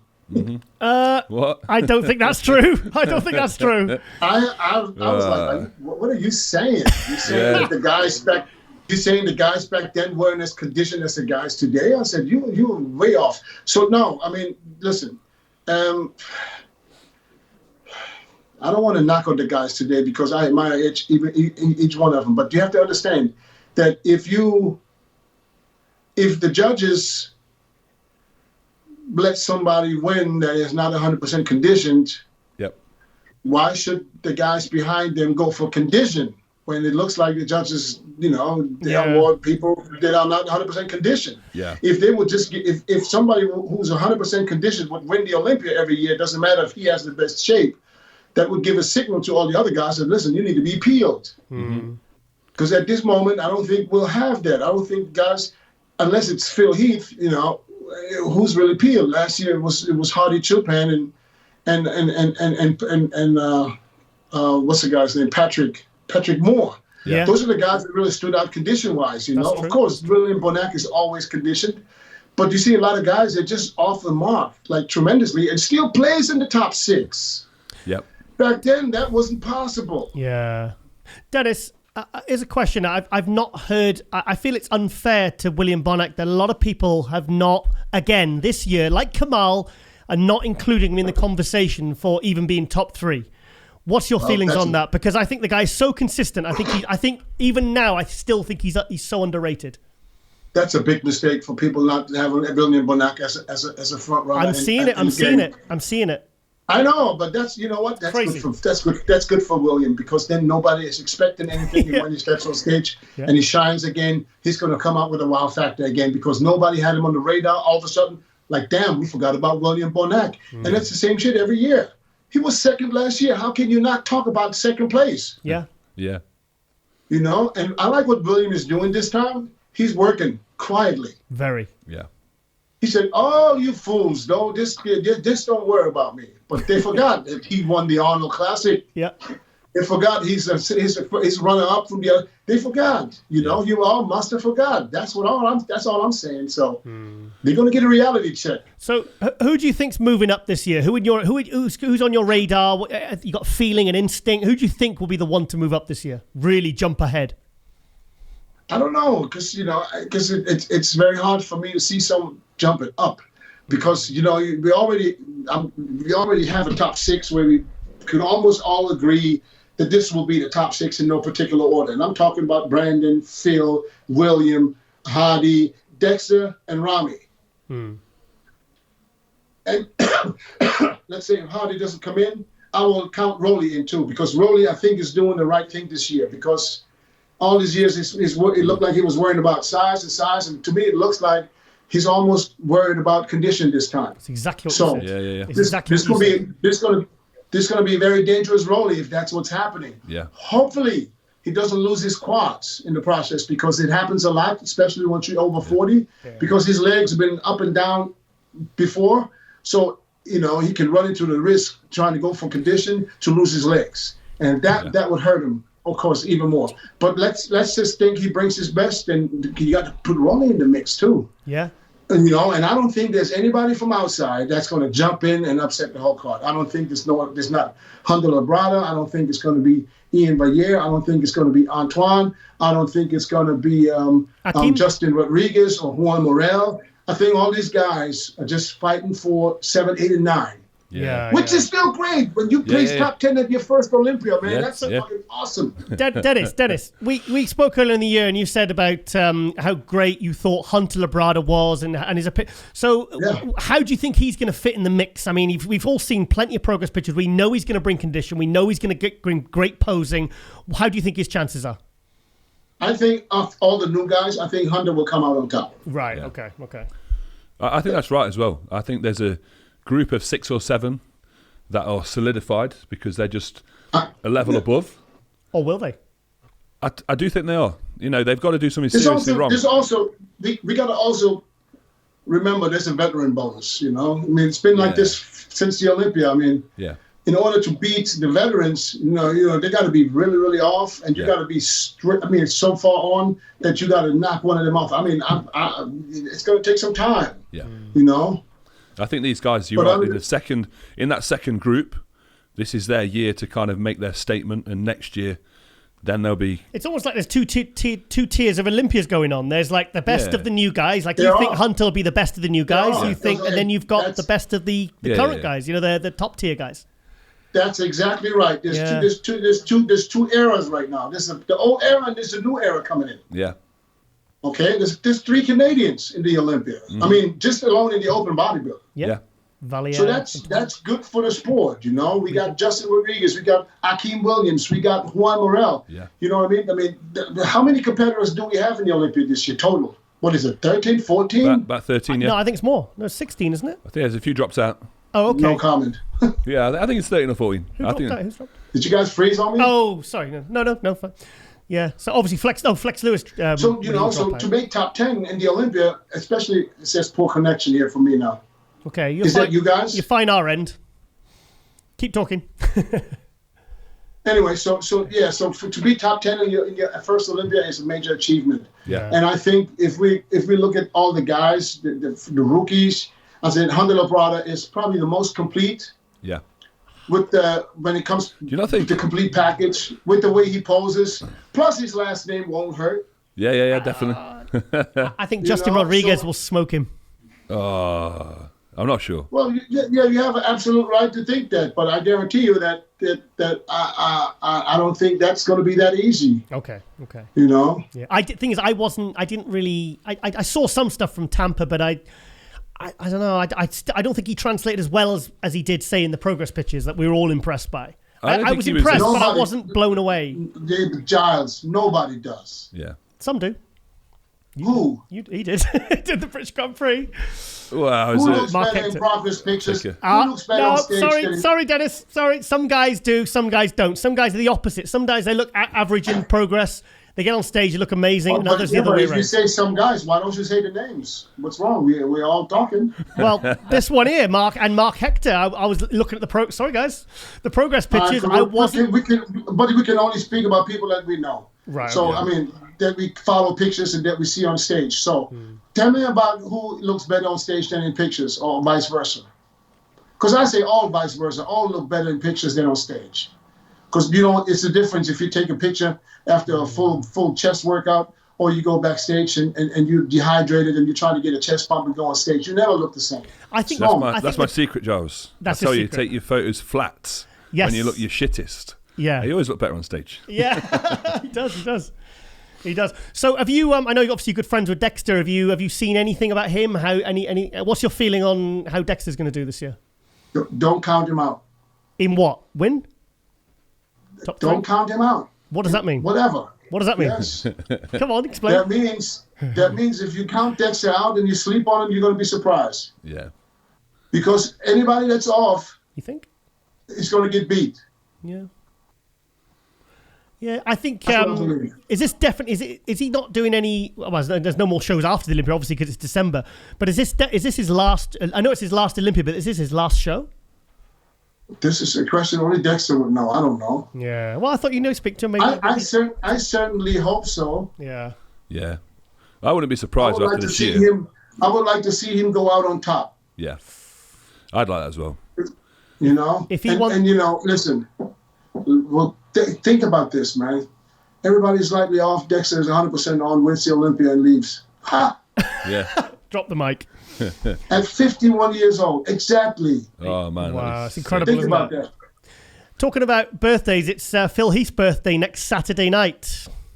I think it's Friday, isn't it? I think it's Saturday, Is it? Okay, Friday. I think it's the 18th. Oh, okay. Okay, so, I mean, he has literally given absolutely nothing away in this prep. Do you think that's a good sign or a bad sign?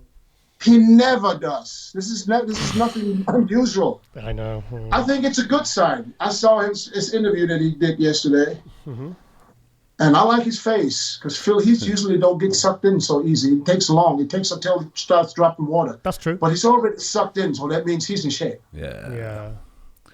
There's never going to be anything but a Phil Heath in shape this year. Oh, he's got to bring it, isn't he? I have no doubt in my mind. Phil was never off. He was always in shape. Yeah. The only reason he lost in 2018 because he was punished for his distended stomach. That was it. Yeah. But you mentioned about posing as well, and I know Phil dropped out some poses early in 2018. I think that was down to the posing fitness that you was on about earlier. So I think you're right when you say everybody's in for a rough ride with how hard they're going to work this year for sure. Yeah, it's added a lot of excitement seeing that Phil's come back as well. I mean, I remember when he posted that, because I had, honestly, Dennis, I'd actually given up on him coming back. And then I was shocked, and I speak to him fairly regularly. I was very shocked when he said he was coming back. I was happy, of course, but I was shocked. Why? I just didn't think he'd come back. I thought the time. I just, from speaking to him, I thought he's done. He's not competing again. He's talking about other things, and he's talking differently to how he used to. I felt like he was going to call it a day. But now look at the storyline. What if he comes back and takes the title? How much better can it be? I know. And you know, he is the favorite going into the show, even though he's not Mr. Olympia right now. Do you necessarily see it as the Brandon and Phil show? Because that's what everyone is kind of saying. Let's be honest. Oh, Brandon and Phil show? Yeah. No. Who? There's going to be some more involved. Come on. Ooh, I wonder who. Yeah. Oh, it's exciting. Okay, Jamie, any final questions for Dennis? I think we've worked him hard enough. Yeah, he's pretty. I believe Dexter Jackson will be in a very important call out. Yeah. In the center? It doesn't matter because Steve are going to mix them up anyways. Yeah. Fair enough. He's going to be in a very important call out. I'm not talking about first call out 7 guys. I'm talking about a call out with only 3 standing and there's Dexter in there. Yeah. I believe that. Wow. So Dexter, Brandon, and Phil. Or I didn't say that. Oh, I said Dexter will be in there. I'm working him. Okay. It's hard because we got some top guys. It's close. For me, the dark horses are William Bonac and Ramy. I think. How can William Bonac be the dark horse? He's the first runner up from last year. No. I think no. I mean for the win. Huh? I think he's a dark horse for the win. The dark horse. All you gotta do is move up 1 spot. I mean, but no one is really. But everyone's. Dennis, everyone's calling it the Phil and Brandon show. No one is even giving him a mention. But listen, and like you said, he was second place last year. That's a good thing. We don't have to talk about what everybody else is saying. For me, William Bonac, he's not only first runner up from last year, he's the winner of the Arnold this year. Twice. For me, he's a favorite going into the show to win. Yeah. So that's 5 guys. You got Dexter, Ramy, William, Brandon, and obviously Phil Heath. So there's a top 5 to be. Oh my God, it's been exciting. Crazy. Cool.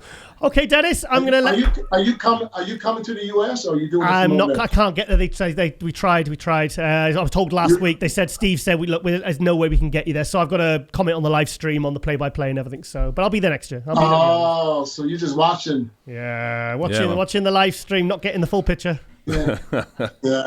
That's hard. All right, then, mate. Well, go and check on Ramy. Make sure he's doing all his cardio, please. I'm going to make him pose now. Oh, make him pose, awesome. yeah. Send me some pictures, please. I promise I won't. Yeah. I promise I won't show everyone on the show. No, I couldn't. I would show you one here on the screen, but I can't because the phone is there. Oh, come on. He's got it all worked out. Sneaky. I tried. Awesome. Listen, like I said, this is not up to me. This is up to him and his coach. Yeah. If they want to leak anything, I'm staying out of this because good move. At the end of the day, I'm only coming along for the ride. That's it. Yeah. Good. You have to see if there's any magic mirrors in the James household. There's no magic mirrors. We don't even pose it for the mirrors. It's all me looking at him directly. Awesome. Nice.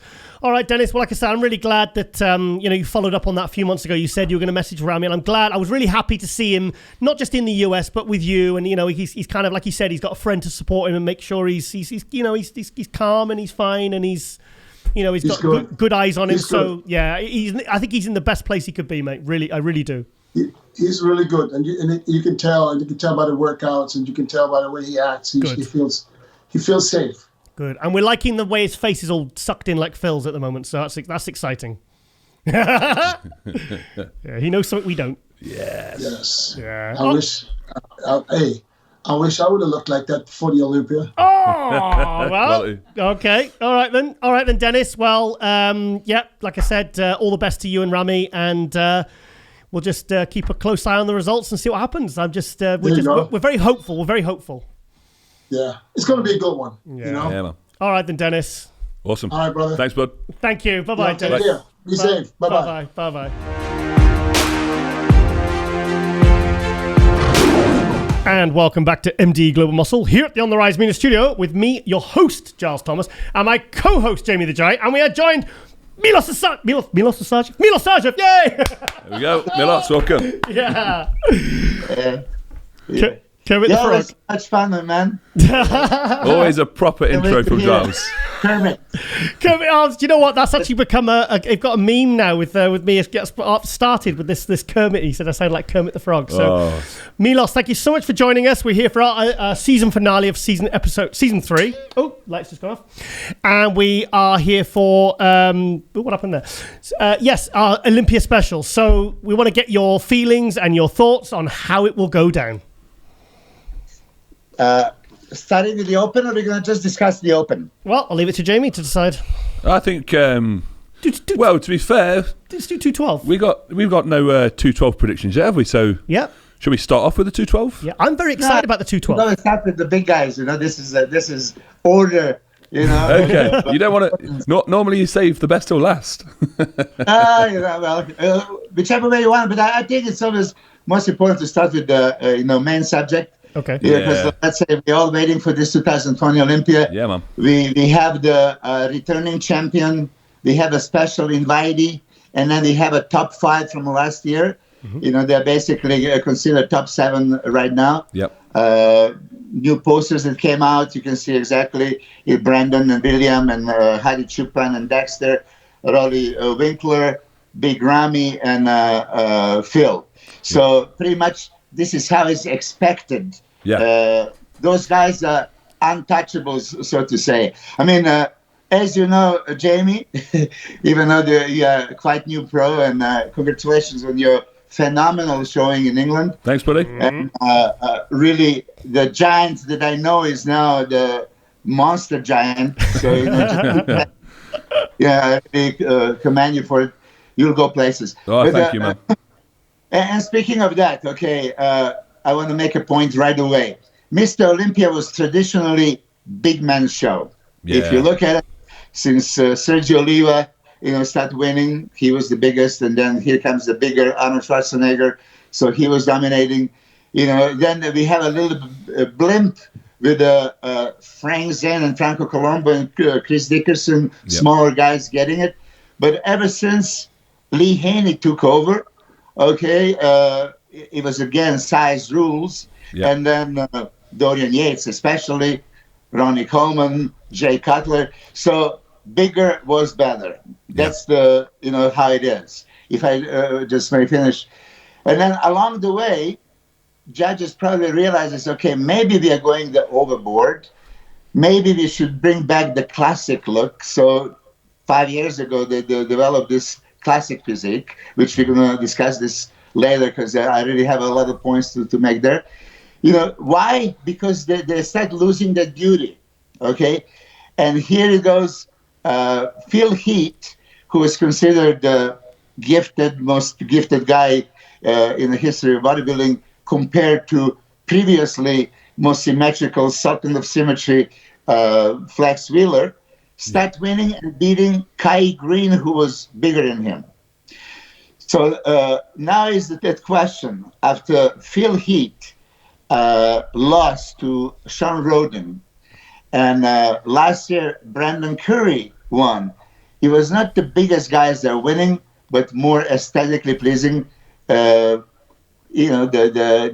streamlined a little bit, ripped to the bone, pleasing to the eye, not necessarily biggest. Mm-hmm.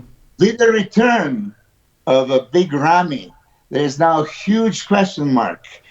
What's going to happen? And I'm going to tell you this from my point of view. I see that if in perfect world, if everybody shows up at their best, for me, Phil Heath is very hard to beat. He has a close to the perfect physique. He has something else that nobody else has. So when you look at from aesthetics standpoint, and you look X-frame, V-taper, flat stomach, round muscle bellies, muscle insertions, separation, striation, this is as a one category. Going into the conditioning, hardness, leanness, dryness, fullness, vascularity, Mm-hmm. Then go to the balancing, upper body, lower body, front, side, rear, and then any weaknesses.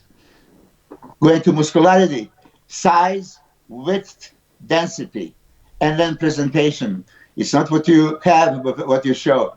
Control, fluidity, stage presence. So if we put all this together, in each of those categories, there is a question mark who wins.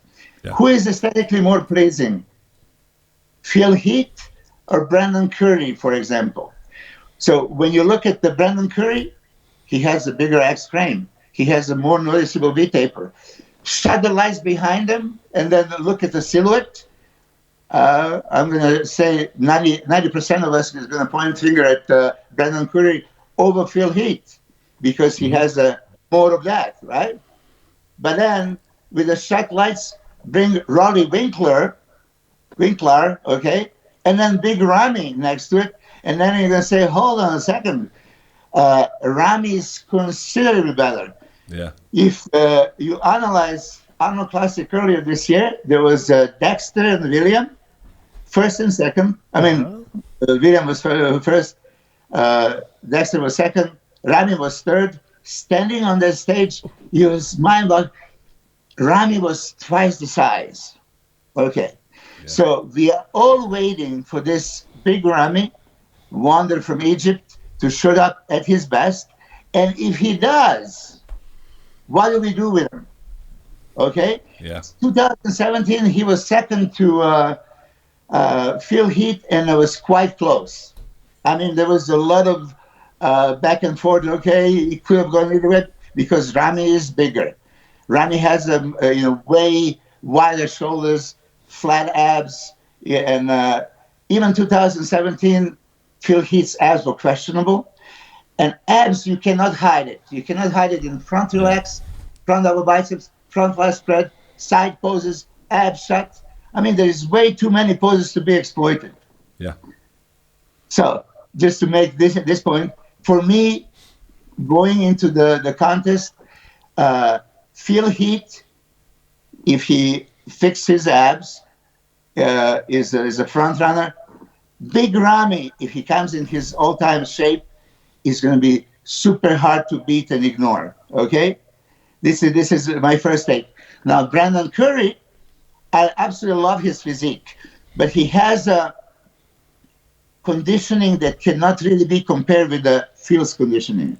Yeah. Phil has this tie-ins, muscle upon muscle, a 3D look, that dance muscle that, as Jay Cutler said, maybe only William Boniak can match in terms of density and just a pure amount of muscle. But William Boniak doesn't have a beauty of Phil Heath's physique. Yeah. And now finally, Dexter Jackson. So what do we do with Dexter? Dexter is nearly perfect, if you ask me. So I did a 2003 Flex magazine interview, and I compared Dexter Jackson 2003 version with Ronnie Coleman. And I said the only reason why Ronnie beat Dexter was because he was bigger. But in every other aspect, basically just what I just mentioned, Dexter could have beat him. Yeah. So it goes down to what Arnold said, good big guy is going to always beat good smaller guy. Yeah. I think that's true. It is very true. It's harder to achieve, and I think it's looked at, people are going to the Olympia, going to these shows to look at the freaks. Mm-hmm. And that's why they always go on about, is the open class dying? It will never die, because people go to a circus because they want to see a circus act. They want to see a big show. So you think they're trying to bring it back to big guys? So is that Milos's point? You think that they want to bring it back to being a big guys Mr. Olympia? I'm not going to necessarily say that I think that, but I think it's going to be just like 1993 Dorian Yates.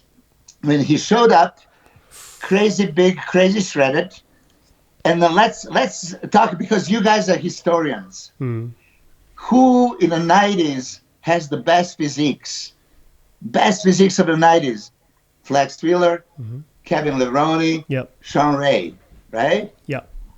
I think there would be little argument if any of us purists of bodybuilding would say those guys have a better physique than Dorian Yates. Yeah, they did, but okay. So here, let's focus on this.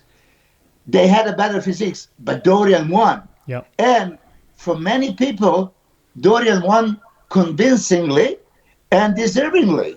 Okay, because he was bigger, he was wider, he was harder. and there you go.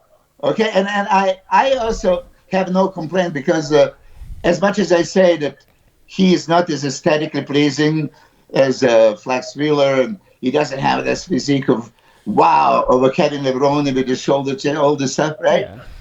Yeah. But on the stage, Dorian didn't have a single weak pose. No, he's the body part that was missing, everything was there, conditioning was phenomenal. And then pose by pose, like, okay, I can see why judges gave it to him. I can see these poses. And then, so that confusion, and I'm not saying that the judges did the bad thing. Yeah. Because even if I'm a judge, I would be put in that position. What do I do? Yeah. Okay, so now, just imagine Big Ramy coming sliced and diced, with the shoulders twice as wide as Phil Heath, with a stomach 100 times better than Phil Heath, because Ramy has a deeply chiseled, deep abs and flat stomach, okay? And then he has an X frame like you have never seen. It's a double X. I don't even know what you call it, because this, crazy thighs and then shoulders. So what do you really do? This is my question. So you think, say Ramy pulls a 2009 Jay, a 2003 Ronnie, a 1993 Dorian, do you think he's capable of that? Do you think Big Ramy is capable of doing something like Jay Cutler did in 2009 or Ronnie in 2003? Do you think he's capable of leveling up that much? I think so, really. I think so. I mean, Going into the show, let's face it, he has so many misses since 2017. When we did the wrap-ups of the Olympias. Yeah. What do we always say? If he can just come slice and dice, he's shredded. Yeah. So he hired Chad Nichols for it. He's now with Dennis James, and I know Dennis is killing him. And all they talk about is conditioning. Yeah. So I really do think that this year they're going to bring it. And if they bring it, then it's going to be completely new level of appreciation what this aesthetic monster brings to the table. Yeah, it's kind of you, Jamie, okay? You mentioned, it's a big man show. Yeah. And it is. Yeah. I mean, step on that stage, you cover 2 spaces for other bodybuilders, right? I watched your pictures from the English show, and really it was like, oh my God. I mean, I was standing next to you. People don't really realize how big you are and how wide you are. Yeah. But it is about the width. Like your front lat spread goes, from England to Scotland and Ireland. Yeah. I think this is, pay attention. This is what the Ramy brings. Yeah. Because I even really analyzed, they were just standing relaxed. So William Boniak and Dexter have a tendency to drop the shoulders when they're just in a lineup. They don't, stay like I always tell people, stay ready, shoulders out, abs tight. And Ramy was saying like this, and he looked as wide as those two. Yeah. So it has to be effect on the judges. Just like I said, 93, that's what Dorian did. And then Ronnie, and then Jay. You see, once they gave it to Phil Heath, and they start talking about Cedric McMillan at Arnold Classic, we need to bring back that beauty, that bodybuilding is going in a different direction. And even they bring in a classic physique because, we want that classic look. Okay, so what is classic? Yeah. Classic guys are Serge Nubret, Robbie Robinson, Frank Zane, right? The beauty of bodybuilding. Mm-hmm. So, okay, it was tight, didn't matter. So you think Ramy could beat Phil? Do I think Ramy can beat Phil? Win? Do you think Ramy can beat Phil this year? Yes. If Phil, look, I'm going to say 2017, I came back to the States, and that was the first Olympia I've seen. And I would give it to Phil, no question about it. Yeah. Ramy was very impressive, but Phil's conditioning was off the chart. I mean, this is, unfortunately, from 2011, I was gone. I didn't see live Mr. Olympia competitions, and this was the first time that I've seen at that level Phil Heath. And I could understand why judges would, give him a nod. Yeah. That was just something else. I mean, really. But fact that Ramy is way bigger is there. So now, could Ramy exploit this? So, of course, if I'm Chad Nichols and Dennis, I would tell him, okay, Ramy, you're way wider. So make sure that the judges notice. You have a way better stomach. So make sure that you exploit us, okay? And there are too many poses you can do that. Yeah. If Phil does not have a super flat abs, and let's talk honestly, it's not just 2018 that stomach was a problem. That the stomach issue is going, a little bit further back. Mm-hmm. And if you don't practice, and I said this to my guys, right now, standing talking to you guys, I have my abs in. Why? Because for 30 years, I practice glue your stomach to the spine, have a super tight abs, right? Yeah. And if you do this daily, you train with the abs out and drive the car with the abs out, there's no way you're going to remember every second on the stage to do that. And there's going to be a million cameras. And Phil Heath was very much upset that people posed the pictures with his stomach being bloated. Phil, that's Mr. Olympia. You're on the stage. It's your fault. Yeah. Okay? So now, can you fix it? I really hope he does. I think it will be great comeback. 8th Olympia, and then he's going to be putting himself in potentially 9th Olympia, which would be all-time record. Mm-hmm. I hope he can do it. Yeah. I think the clear way to distinguish what Milos is trying to say here is you named all the judging criteria very well at the start. Yeah. If competitors are equal across all that criteria, there's one criteria that matters that will set someone apart from the rest, and that's stature. Stature? Yeah, and height and stature and width. So what are you saying? Like Milos says, if all equal factors are equal by the judges in the judges' eyes, yeah, the bigger man wins because of stature. So you both think Ramy could win the Olympia? I absolutely do. I absolutely do. And look, you know better than me the placings of all the Olympiads in 2017, 18, 19. Yeah. But there was interchanging of Brandon and Phil and Raleigh and Dexter. They keep beating each other. If you look at 2017, and I wrote it, 2017, there was Phil, Ramy, William, Dexter, Sean, Raleigh, and then Brandon. 2018 was Sean, Phil, Raleigh, William, Brandon, Ramy, Dexter, right? Yeah. Mm-hmm. And then last year, Brandon, William, Hadi, Dexter, Raleigh. So at any given moment, each guy beat each other. So it's not like I'm unbeatable.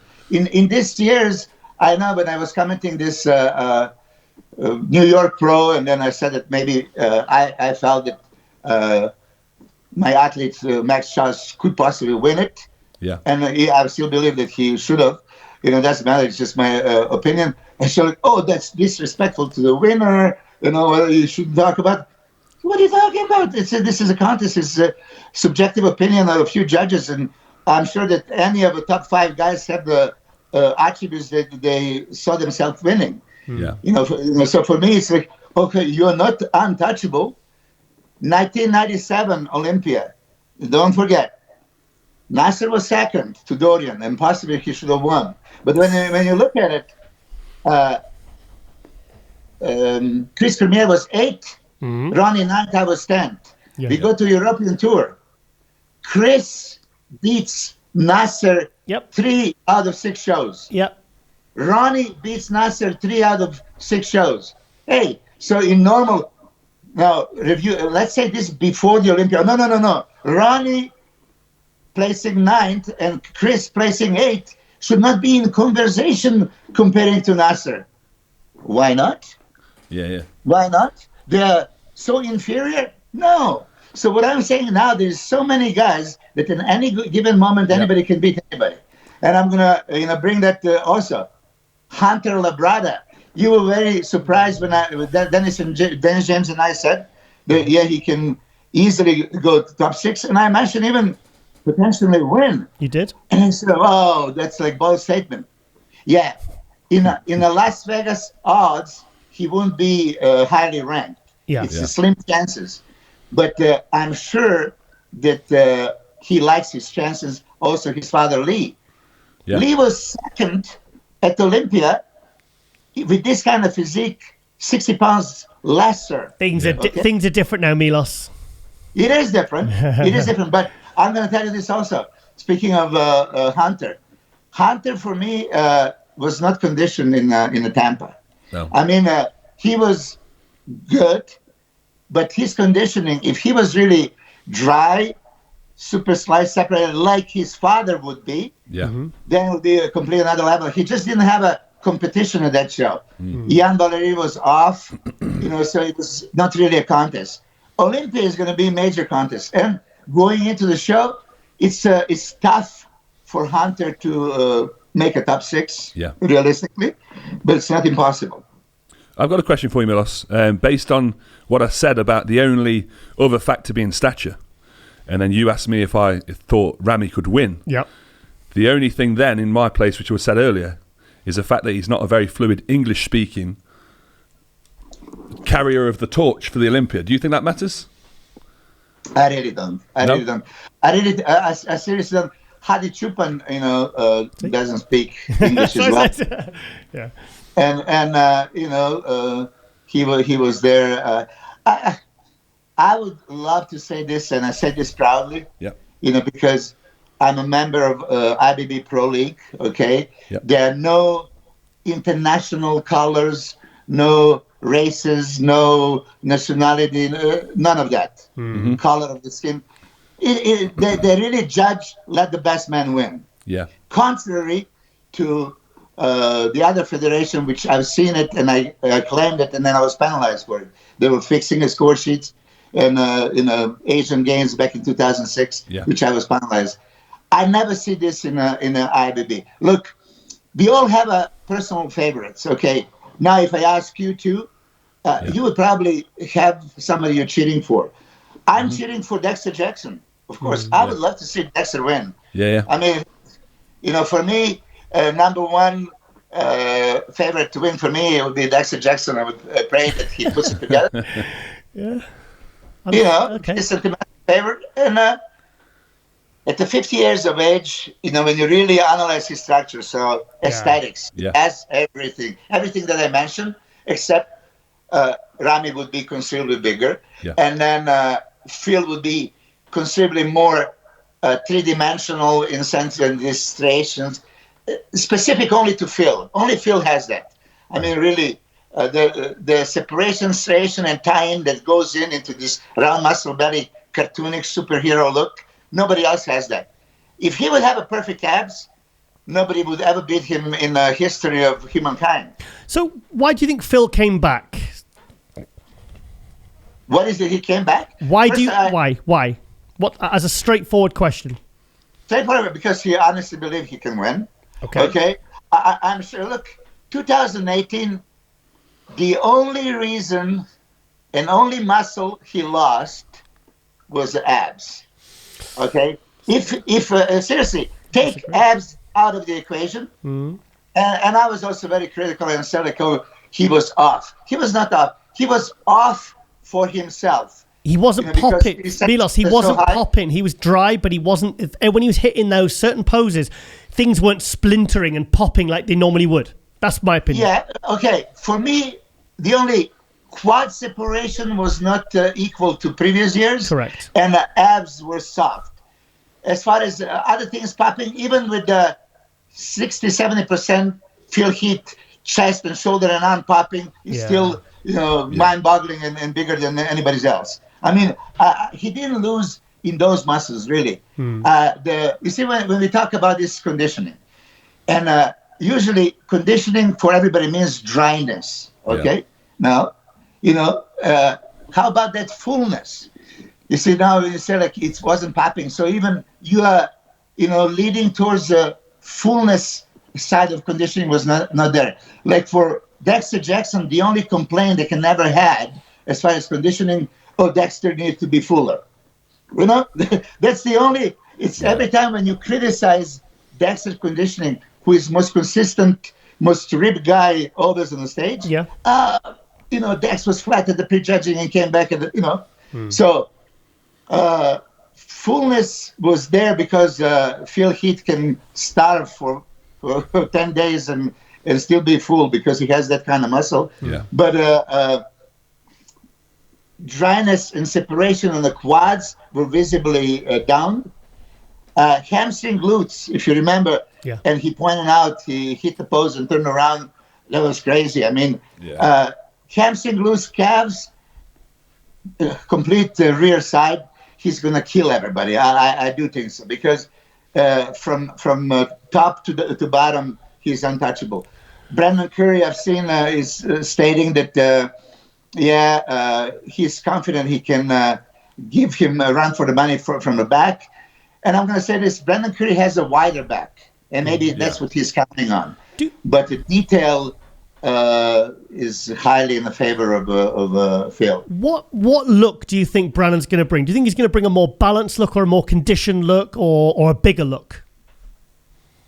He has to bring better condition, for sure. Better condition. Yeah. Because he was out-conditioned by Hadi Choopan. And more balance. His legs were still, needing improvement, especially standing there next to Ramy, Big Ramy, and then Phil Heath with the craziest legs. Let's be honest. Brandon's legs were okay from the side. The thickness was there, but from the front was apparent that he's missing. Hadi Choopan standing there, and let's also say this.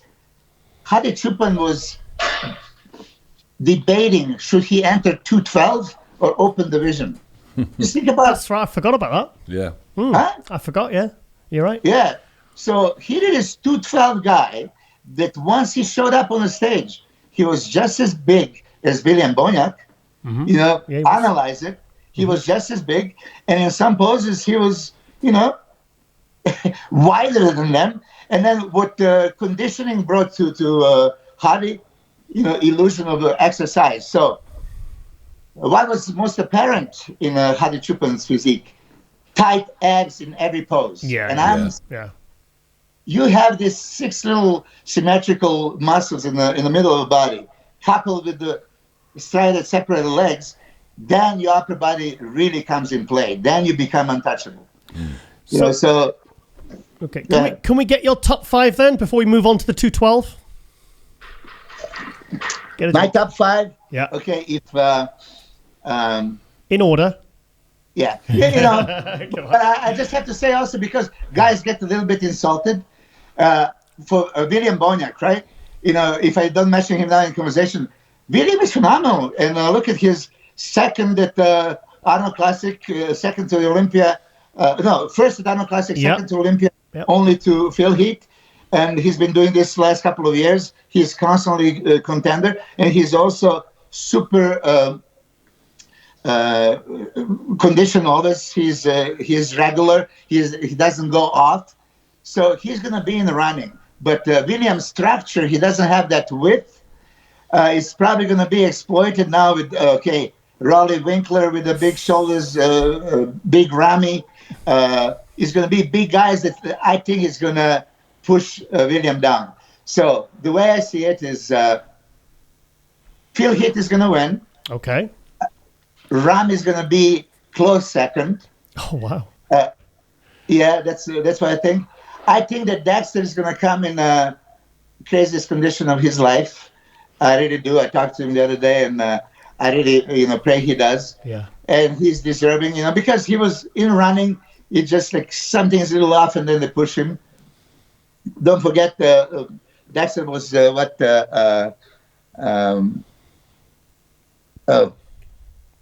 thought that he was fourth. He was fourth in 2017. So it's very close to move up. So Dexter would be third, in my opinion. Fourth would be William, still over fifth, Hadi. Okay? So, okay.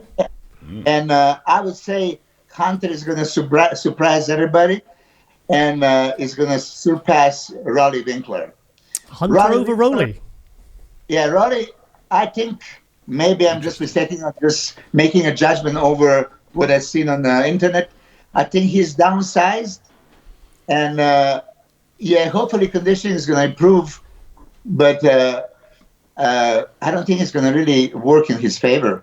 I think that Raleigh being Raleigh, when he was a people's champ, right? Yeah. People's champ. I mean, a lot of people can be wrong. I mean, he was there dwarfing everybody. I think that was probably a better look for him. Of course, I want to see him ripped. Mm-hmm. You know, so if his legs come up and ripped, yeah, he's still wide and maybe he can still pull it off. But I have a feeling that Hunter is going to, come crazy.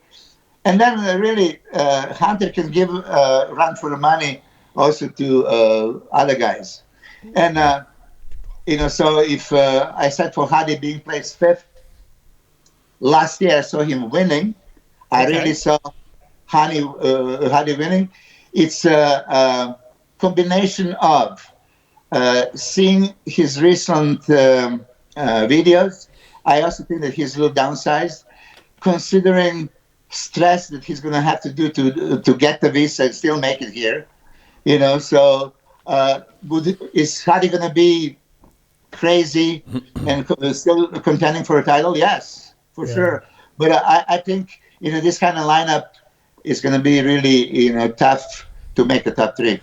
Can we move on to thank you for that, Milos. Can we move on to the 212 then? Because I particularly am very, very excited for this class this year, more so than any other class, any other year in the 212. There's some very good physique. Yes, okay. So let's talk to. I mean, this is break it down.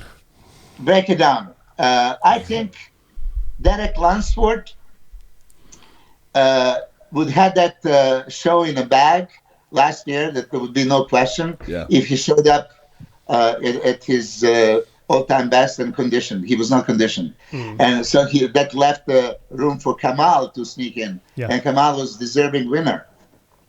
I would even think that third place Sean Clarida could have beat Derek just by the impact that he had. He was like little Ronnie, like round all over the place, dance muscle and everything, so he was definitely running.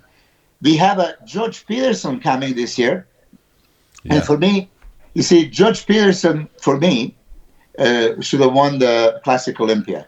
And are we going to talk Classic as well? I think it's an interesting point. I think it's an interesting point to discuss what you deem as Classic. Yeah, because I'm surprised to hear you say that, George Peterson. Yeah. Why? It's just... are we going to go Classic also so I can explain myself? We can quickly go through Classic, yeah. Okay, so, okay. No, because Jamie's got to go soon, you see. He's got to go home. So I'm interested to see Milos' take. Okay, let's go. Okay, let me just ask a very important question. Why did IBB bring the Classic Physique as a category anyway? Why? I think it was to see more aesthetic physiques. That's because bodybuilding was going in the wrong direction. Yeah. So bring back the beauty of the classic physiques of Robbie Robinson, Sergio Bray. Okay, we want to see the tapered physique, aesthetics, and all this stuff. Okay? Yeah. So I would, and then they put the height and weight division. So I would, just assume any of those guys that make the weight. And they all look aesthetic because now they all know we are looking for aesthetics, not for the size. Yeah. And they're limited, so they can have that size. They can look like bodybuilders of recent years. So they all look aesthetic. So now I would judge those guys as a bodybuilders. Yeah. As a bodybuilders, they're all aesthetic. It's a bodybuilding show. Let's judge them as a bodybuilders. So in that aspect, there is no way that Chris Bumstead could beat Brian and George as in the bodybuilding show. So let's just erase that classic category. Yes. And there is a bodybuilding show you're watching, and there was Chris Bumstead, Brian, and George Peterson last year. Yeah, but that's just making it a bodybuilding weight class, and I do think that the aesthetic part of it holds more weight. Like, I think Chris is more aesthetic than George Peterson or Brian. Yep. Okay, what does it mean aesthetic? A more pronounced V-taper, okay? That's the one thing. But then when you look at the balance, okay, he has the weaknesses. Yeah. He doesn't have a back. comparable. He doesn't have arms. His arms and back were not at the level of Mr Olympia winner that George Peterson and Brian Astley had it. Yeah. For me, look at, this is my opinion. I'm completely possibly wrong because, okay, they won something, but they want what? I'm saying this in a bodybuilding show. There's no way that Chris would beat Brian and George Peterson. Yeah. In the bodybuilding show. Yeah. They have. Okay. So just because of classic should be downsized and we're gonna close one eye or maybe both. Okay, he doesn't have arms. Oh, back cannot be compared, not to top 5. Oh well, but For he me, is tall and has a structure. For me, when someone says classic, I think of an artistic, beautiful physique. So I would think of someone like yourself, Milos, someone like your Frank Zane, Lee Labrada, Bob Paris. Now they're all different weight categories, but they're all a certain type of look. Yeah, I understand. So you would draw the line from really aesthetically pleasing, okay, and now you think that George and Brian would have like a little bit too much muscle. Potentially, yes. Yeah, potentially. Okay, so this is that's a trick question. Potentially too much muscle, but they have a small waist. They have a round muscle bellies. They have a pop to their physique, right? I guess beautiful your arms. Yeah. I guess the massive thing is the classic look is so subjective from one person to another. Nobody knows what classic is. Yeah, but see, if I add bodybuilding, classic bodybuilding, okay, so you're still judging the muscle. Yeah. Bodybuilders. Yeah. They look developed, they look balanced, they look aesthetic, they look hard. Yeah. Presentation is there, muscularity is there, size is there. So that's what I'm saying. And I know that Prince Bamstad competed in the bodybuilding shows and he didn't fare very well because of the weaknesses. Yeah, I think if he was a bodybuilder, he'd need an extra 30, 40 pounds. Probably, yeah. 30 pounds would be very, very good. Yeah. But okay, this was just we touched the subject of George Peterson, and possibly they told him after the classic physique, George, you should go to 212 because you have too much muscle. Yeah. So possibly that's what was happening. I mean, I might be completely off. No, I think it was more because he was struggling to make weight. Personally, I think. Yeah, he was struggling to make weight. Yeah, I mean, he's struggling to make 212 now. I know. Do you think he'll end up in the Open? Eventually. Yeah. He's putting. I mean, let me tell you, he's growing. If George Peterson entered Tampa, he would easily beat Ian Valerie. You mean the New York Pro? The New York Pro. The New York Pro. Not New York Pro. At Tampa Pro. Well, that was won by Hunter. But the New York was in Tampa, so it's confusing. No.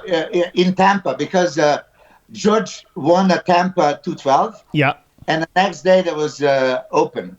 And I was even trying to text, why don't you do the Open? Because he had a phenomenal physique. Yeah. He could be judged as Open. He has enough muscle, and he was in great condition. And Ian Valerie was not in good condition at that show. So I'm telling you, he would give him run for the money. Yeah. But anyway, so now I don't know if you're seeing updates from George Peterson. Yep. I mean, he looks like absolute freak. Round muscle bellies. Yeah. Back is probably one of the best backs. Yeah, his back's insane. Ever. Insane. Yeah. But now you see the chest, shoulders, arms, like, oh my God. And then he has that super flat abs, right? Yeah.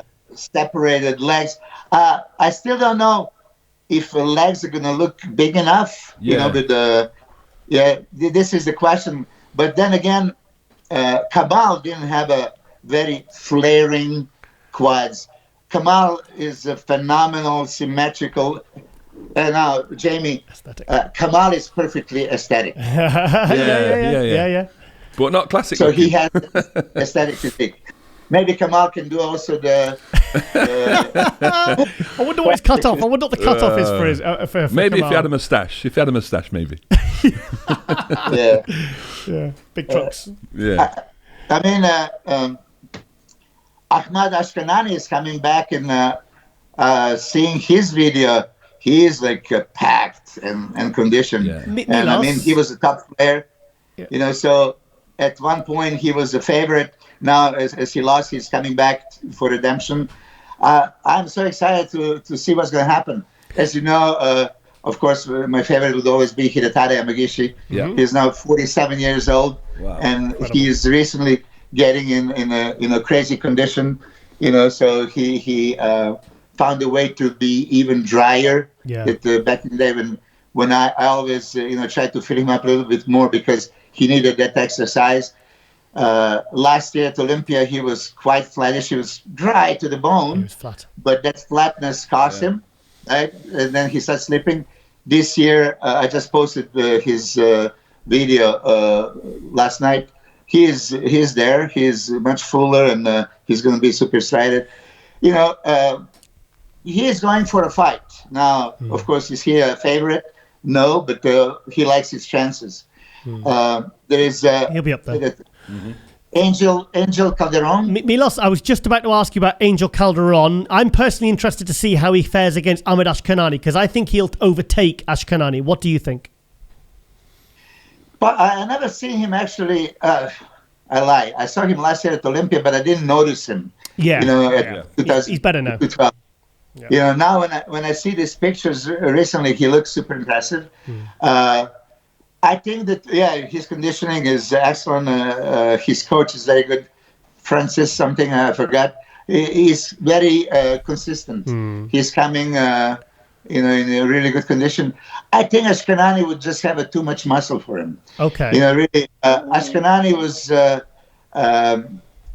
criticized for smaller legs, and now his legs look huge. Legs from the side look humongous. I don't know if you noticed, but even from the front. You know, he brought him up. And his upper body was just, oh, my God, Monster Inc. You know, so... Monster Inc. Milos, can I ask you a question? This is as a historian. Angel Calderon is coming into this Olympia with 4 pro wins since last year's Olympia. Has that ever happened in 1 year? Well, it does happen.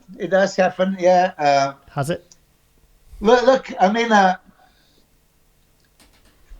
there was not top guys competing really, right? So let me tell you this. Back in the 90s, when I competed, the goddamn Vince Taylor would enter every show, right? So he kept winning because he would, get all this money. And then Chris Cormier and Ronnie Coleman, right? Yeah. So every time when you go to the show, I say, okay, the best I can maybe get is squeezed into top 5 because those guys are competing. Yeah. But if they don't show up, like they did a couple of times, I had a chance of winning or placing second. So I think this year, because of pandemic and travel restrictions, there's not too many guys competing. And that doesn't take anything away from Angel. He looks spectacular. He's going to be in the running. Yeah. But he didn't have a really Derek Lansford or Sean Clarida or... That's a good point, some great guys. There's Bo Lewis. I mean... yes, deck trick. Yeah, then there was David Henry. No, let's not forget the old champ. I don't know exactly the list of everybody, but these guys are really going for a top. Would George Peterson have enough to overtake? His coach really believes it. George believes it. He is at his biggest best ever. He's going to make 212. He's like 4 pounds over and very close to make it. So imagine he's going to just squeak into 212 on Friday, and then he can load up and probably be like 225. He'll be about 218, 220 by the time, because he really fills out. Depends if he's on a Milos carb up or not. That's better than ever, right? Jamie, have you got any final questions for Milos? Because I know you got to go soon. You got your live later on. Any final questions? Any predictions? Any sort of? I guess the only prediction we've not got, I think you've intimated your thoughts, but who do you see winning the classic physique? Who do I see as a classic physique? Okay, you see, so if you judge the show like I do, like classic bodybuilding, I would for sure go to Brian. Brian cannot be touched by muscle-wise. He looks good. He looks good. If you're just gonna judge structure contest, Chris wins. But if it's a muscle contest, symmetrical muscle that should be classic, Brian. Yeah. The Terence Ruffin also as a bodybuilder, my favorite, would beat Chris Bumstead. That is for sure. But structure-wise, then probably if they go for a structure, it's gonna be Chris and this Logan Franklin. Yeah, he's good. He's good. Logan Franklin and Chris, there are similarities there. Because they're looking, Jamie, what you are suggesting, that's the classic look that you imagine that they want. Yeah. So scale down bodybuilder, pretty much. For me, it should not be scaled down. It should be fully loaded bodybuilder that looks classic.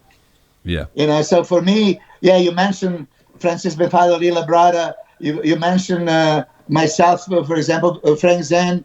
I would add Serge Nubret. I would add Robbie Robinson. Who on earth can point finger on these guys and say, "Oh, that's not what we want"? Anybody wants that. Yeah. So I think that originally classic bodybuilding was brought for that. Bring back the classic. Yeah. Okay. Yeah. And definition that Jim Mannion initially said, we want to bring the harmony, balance, pleasing look. Okay. It was not, we're just going to look for a structure. So you are born with a good structure, you win. Doesn't matter that you don't have a muscle. Doesn't matter that your arms are 2 years away from Brian's and back 3 years away. You're going to still beat him because of the structure. I don't agree with that. But Danny, you won.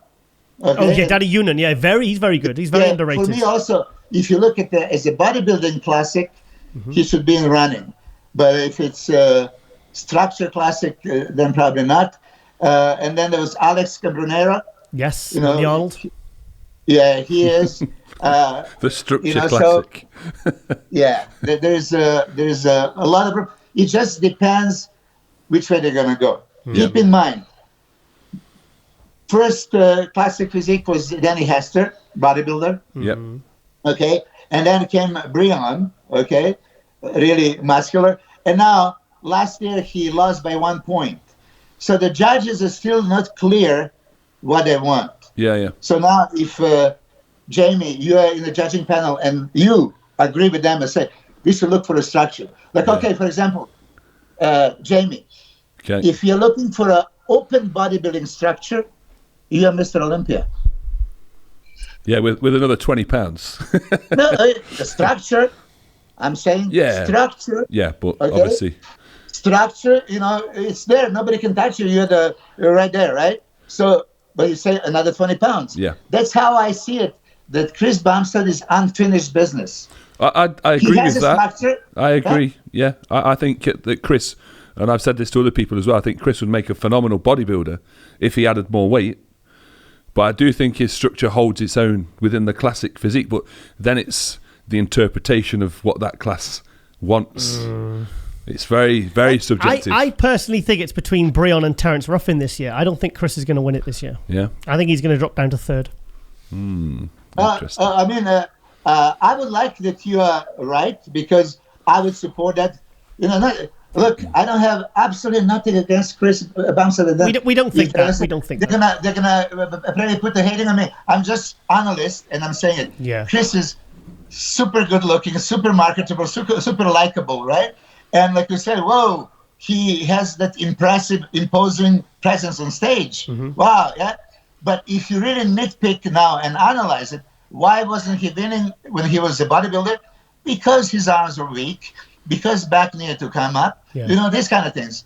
And Terence Ruffin and Brian Ansley, they are finished business. I mean, look at I wouldn't be surprised that Brian goes to 212 and later maybe open with Chris Cormier.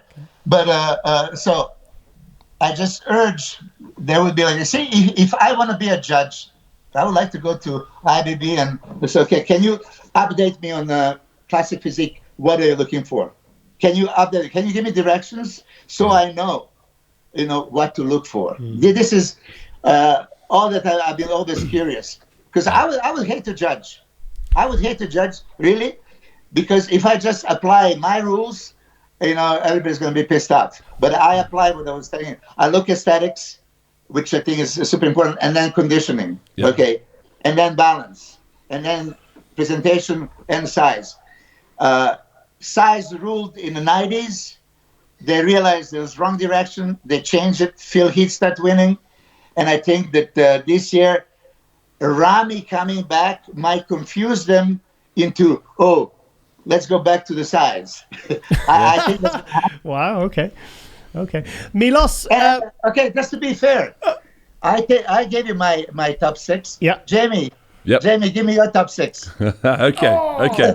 So I have Phil winning, to be fair. I think if Phil comes in his best, I saw him come out on stage in 2015, and I know that wasn't his best look, but I saw him in person. Yeah. And he was the only one that walked out, and I was like, wow. He was just a different level. And I think he can bring that different level again if he comes back and fixes the waist, which I'm sure he will. If he's committed to this show, I'm sure there's a reason for that. I don't think he'd come back if he didn't think he was going to win. So then I have Brandon in second,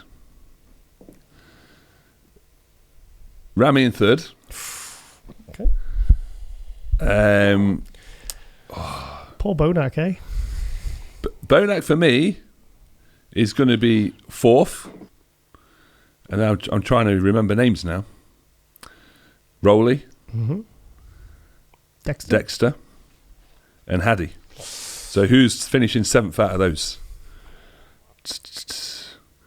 I'm going to say Rowley, then Hadi, then Dexter. Oof. So that's like a 7. It very well might be. It's super tough. How about okay? Yeah, I think that's all we've got time for today, guys. Actually, I'll be very quick. Okay, I've got to be brave here and be honest. I've got to speak my truth. Phil first, Bonac second, Brandon third, Hadi fourth, Rowley fifth, Dexter sixth. Yeah, I think Dexter and Hadi are like. Yeah. Big Ramy in out of the top 6. Out of the top 6. Okay. Right. And based on, I just want to know. I mean, I don't think he's gonna. Yeah, I don't. You don't think he's gonna? No. Be in condition or even be in condition? I think even in condition. I think he's. I think he might beat Dexter because he was, even though he wasn't in his best condition at the Arnold Classic, I still thought he had Dexter at the Arnold Classic back in March. But I'd love to see Ramy back up there because, like you said, it mixes things up a bit because I don't want it to be too predictable. But so that's mine. And, I think the top 7 could flick around so much. As well as the second 7 or second 6. Yes. They're so close, both groups. I feel like there's kind of 2 Olympias going on here. There's tier 1, tier 2. So but tier 1, tier 2. But you see, this is what I want to also say. Like for my guy Max Charles. Yes. Of course, I'm preparing him. I'm a big fan of him. I love his physique, right? Yes. But it's like right now he is a second tier. It's not considered, right? Yeah. Or Justin Rodriguez, for example, or Jan Valery, or it's like. Guys that are not considered in conversation, but all those guys are dangerous enough that if they put it together and they are compared, if they are compared, I'm sure that Jamie, this is all you were hoping for, right? Yeah, 100%. Going into just give me comparison. Yeah. And you see, the reason why people, I never complained in my career. Did anybody ever heard me complain? No. For any of my placings. You were too busy competing, mate. I competed 72 times, right? I never complained because we were compared. I was compared with everybody. Yeah. And if you're compared and you lose, it's no problem. Yeah. It doesn't matter. I'm compared, which means I participated. I got my chance. The only thing that I'm bummed about it is when guy is deserving of comparison and they keep him away, they don't give him a chance. Yeah. So now in the last couple of shows, they were mixing it up, and I'm very excited about it. Mm-hmm. So I think that now these guys can move up. And I mentioned this before, and you follow 2004, Gustavo Badel was not on a map. That's correct. Not on a top 10 map at all. Yeah. Hell no. And he was a 13 guy called out. Yep. And then after he started showing, he would move up to top 10, to top 8, top 6, top 3. Yep. You see, this is a Cinderella story that I hope for some of the guys. Mm-hmm. Yeah. I mean, it makes it exciting as well. Makes it exciting, Milos. Yeah. It's just like we didn't have a conversation of also the other guys. Yeah. I think that Justin Rodriguez looked crazy. I've seen those pictures. Incredible. Recently. Max is going to be bigger and better conditioned. Good. So would they give him a chance? I just hope. Akim William was, very impressive. Jan Valery, he won that show. I still think that he could have improved. He has a structure. He can, be a factor. Antoine, there's many other guys. So I won't discard the chances of anybody. I used to compete. I was just hoping for a top 10. Yeah. So I know where they're coming from. Yeah. So, but on a given day, somebody's off. I managed to beat the greats like Kevin Levrone when he was off. Can I ever beat Kevin Levrone? No. Well, yeah, if he's off. Yeah. So he was off and I beat him. Yeah. Or Chris Cormier and some other guys. This is how it was happening. So few of those guys can slide in, being a super condition. Olympia recently was not super conditioned show, right? There's few guys that are conditioned, and a lot of guys are just average. I have a feeling that this year everybody's going to nail it. I have a feeling. Yeah. Milos, this has been absolutely amazing. We've got to let Jamie go because he's got some more filming in about 2 hours and he's got to get home. So I'm mindful of that. So Milos, this has been amazing. Really appreciate all your insights and all your Olympia predictions, because obviously you're a very well-respected person in the industry, and you study the sport with such intricacy that I really, really appreciate.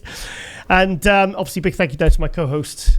Thank you, Giles. Jamie and thank you very much, Milos. Pleasure to speak with you again, my friend. Yes, and it's a pleasure to see you evolving into the real giant. Yes, well, I have to thank you for... now I really hope you see your potential. And I do. And I said to Giles before this podcast, I have to thank you for really kicking off the belief in my potential in 2015. So I'll never forget that. Okay, but I think that now that thinking of your potential could go on another level, because now you see it for yourself. Yes. There's no big guy there. Yeah. Aesthetically, with this V-taper, I mean, that front lat spread looks stupid. I mean, it looks like, like you should be a poster child for a Boeing 747.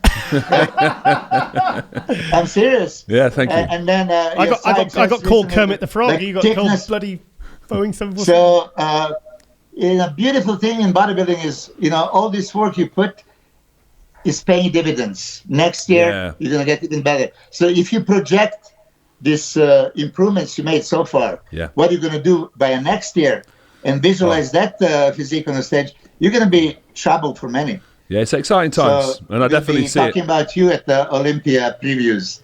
Yeah, I can't wait. Oh, yeah. So how do you think Jamie's going to play? So I think he's top 5, top 3. So that's something I'm looking forward to anyway. I'll make sure it happens.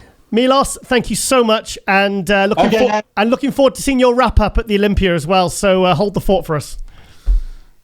Thanks, buddy. Right, see you guys. Thank you. Okay, guys, it is shout-out time for our season finale, and all the shout-outs this episode are going to come from my very large co-host, Jamie the Giant. Jamie, who you got first, mate? Well, the first giant shout-out is none other than my coach and sponsor, Jordan Peters. Jordan Peters. Okay, let's go to his Instagram. Here we go. 134,000 followers. That's more than you and me combined. He's doing well, isn't he? He's doing very well. Tell us about JP then, mate. How did you come to be one of his clients, one of his sponsored athletes? Tell us. So, it was April 2019. Okay, so fairly recently. So I turned pro in 2018, and I would say from when I turned pro in September 18 to, well, when I joined Jordan in May. Yeah. My off-season, we all have massive expectations for our off-season, don't we?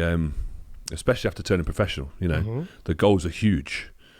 I was working with Phil Viz at the time when I turned professional. I remember now. And I had a great prep with Phil, you know, great guy. I learned a lot from him.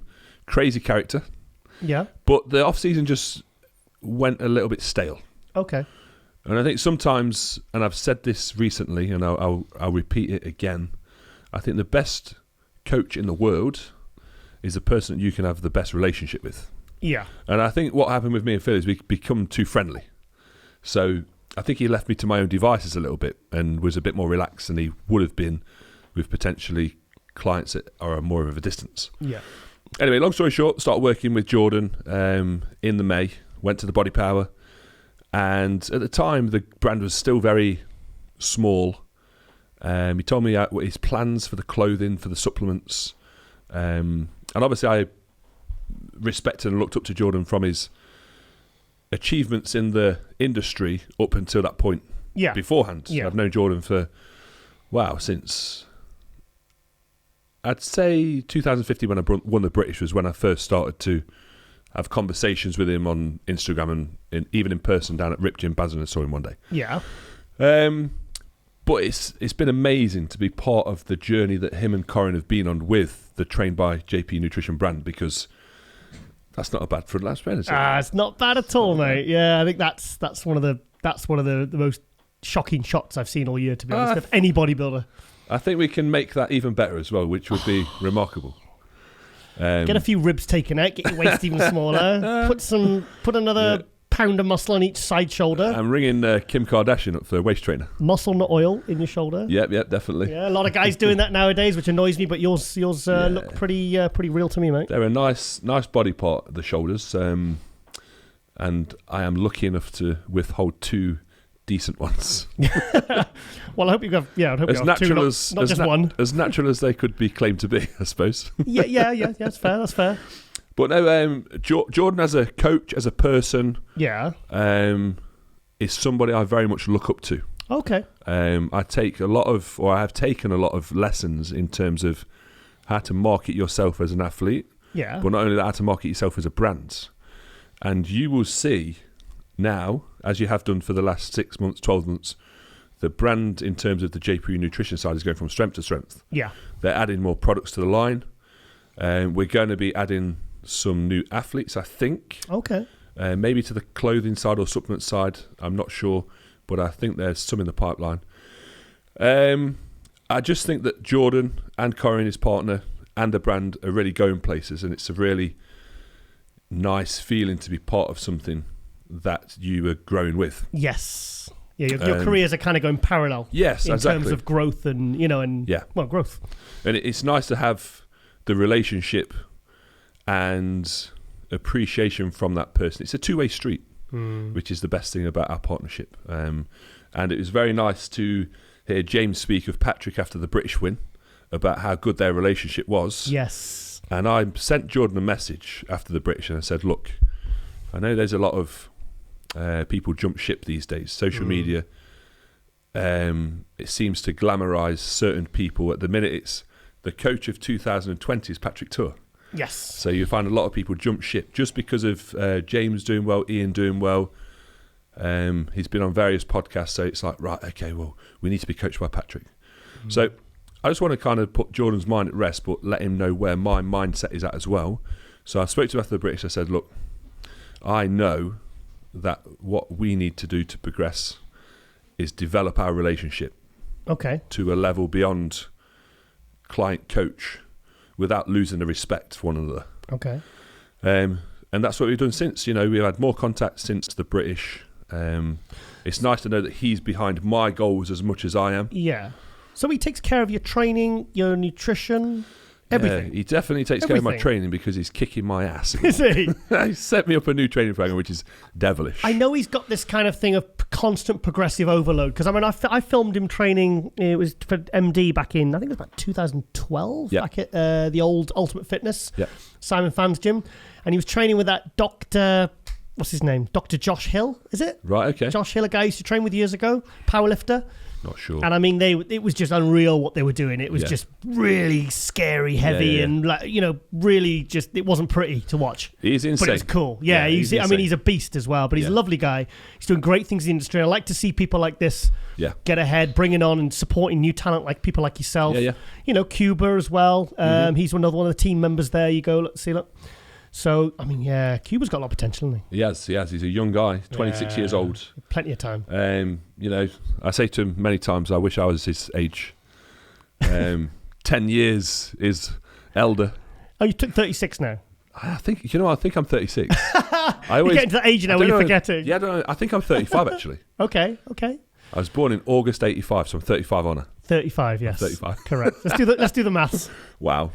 Right. Yeah, that's when you're getting older and you forget your age. So any final words just quickly there for JP before we moved on to your next shout out? Just, if you don't follow Jordan already, which I'm sure you do, go follow him. He's got an ebook out at the minute. You can see it there. Click on that link. Which one? To trainedbyjp.com services. Services, that one. Click on that one. There's an ebook that him and Corin have done. Oh, wow. That have basically amalgamated all their experiences with training, how to set up a training program, gives you workouts on there, gives you a logbook to logbook your workouts. It's basically their ethos towards building muscle. Right, okay. Don't use Jordan's 20% discount code. Use mine. Mine's Giant20. Please do. Please do. He's got to pay for his chicken somehow. Yeah. Right, and that leads on nicely to your next shout-out, who is... I don't want people forget Corin. Yeah. Because I think people sometimes forget Corin.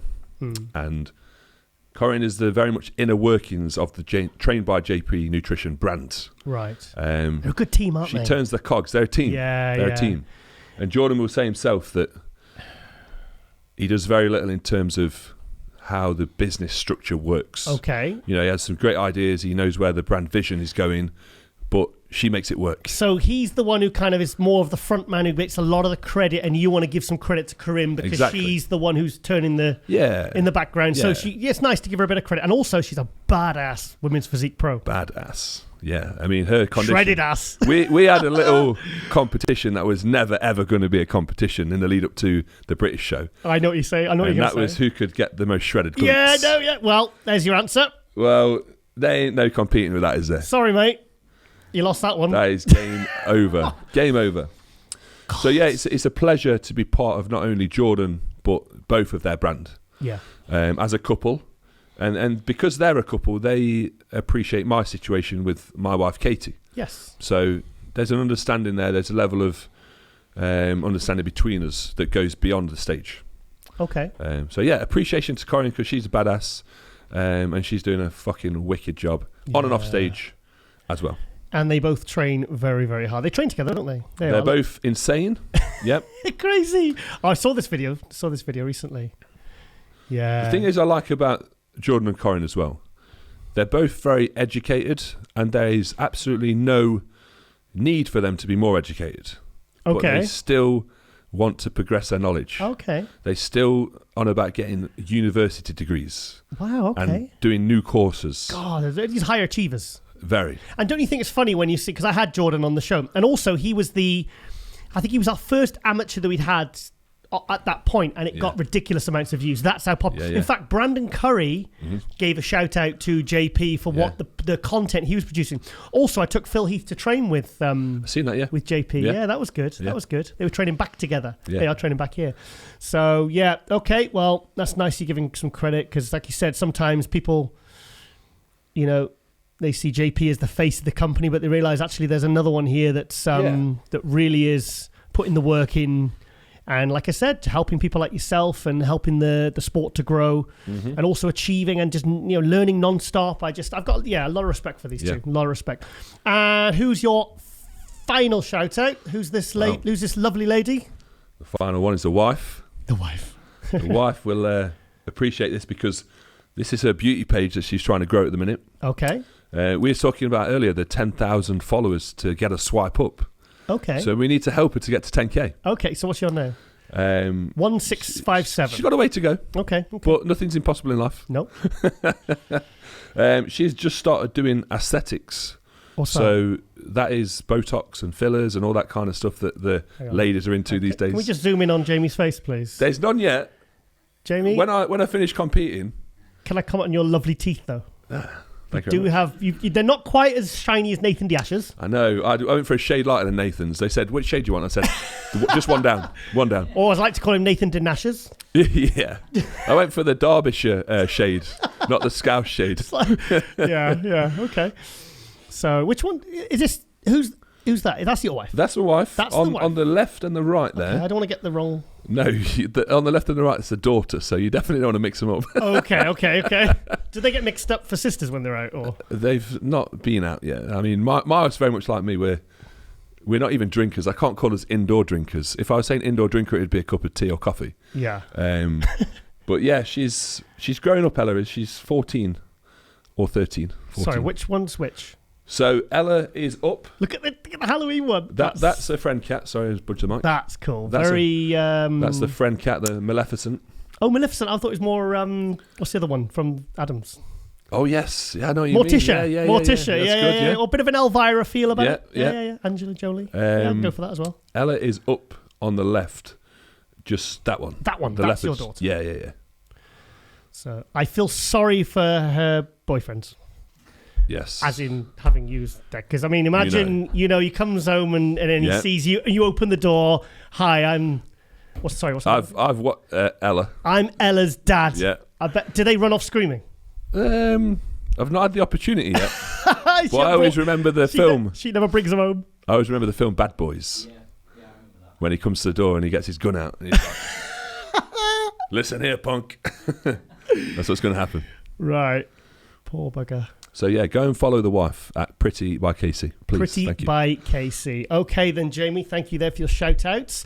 I thought it was fair because I do my shout-outs every week, and I thought, well, now I've got this very special, very big co-host. I thought I've got to give all the shout-outs to you. Thank you. So big thank you there.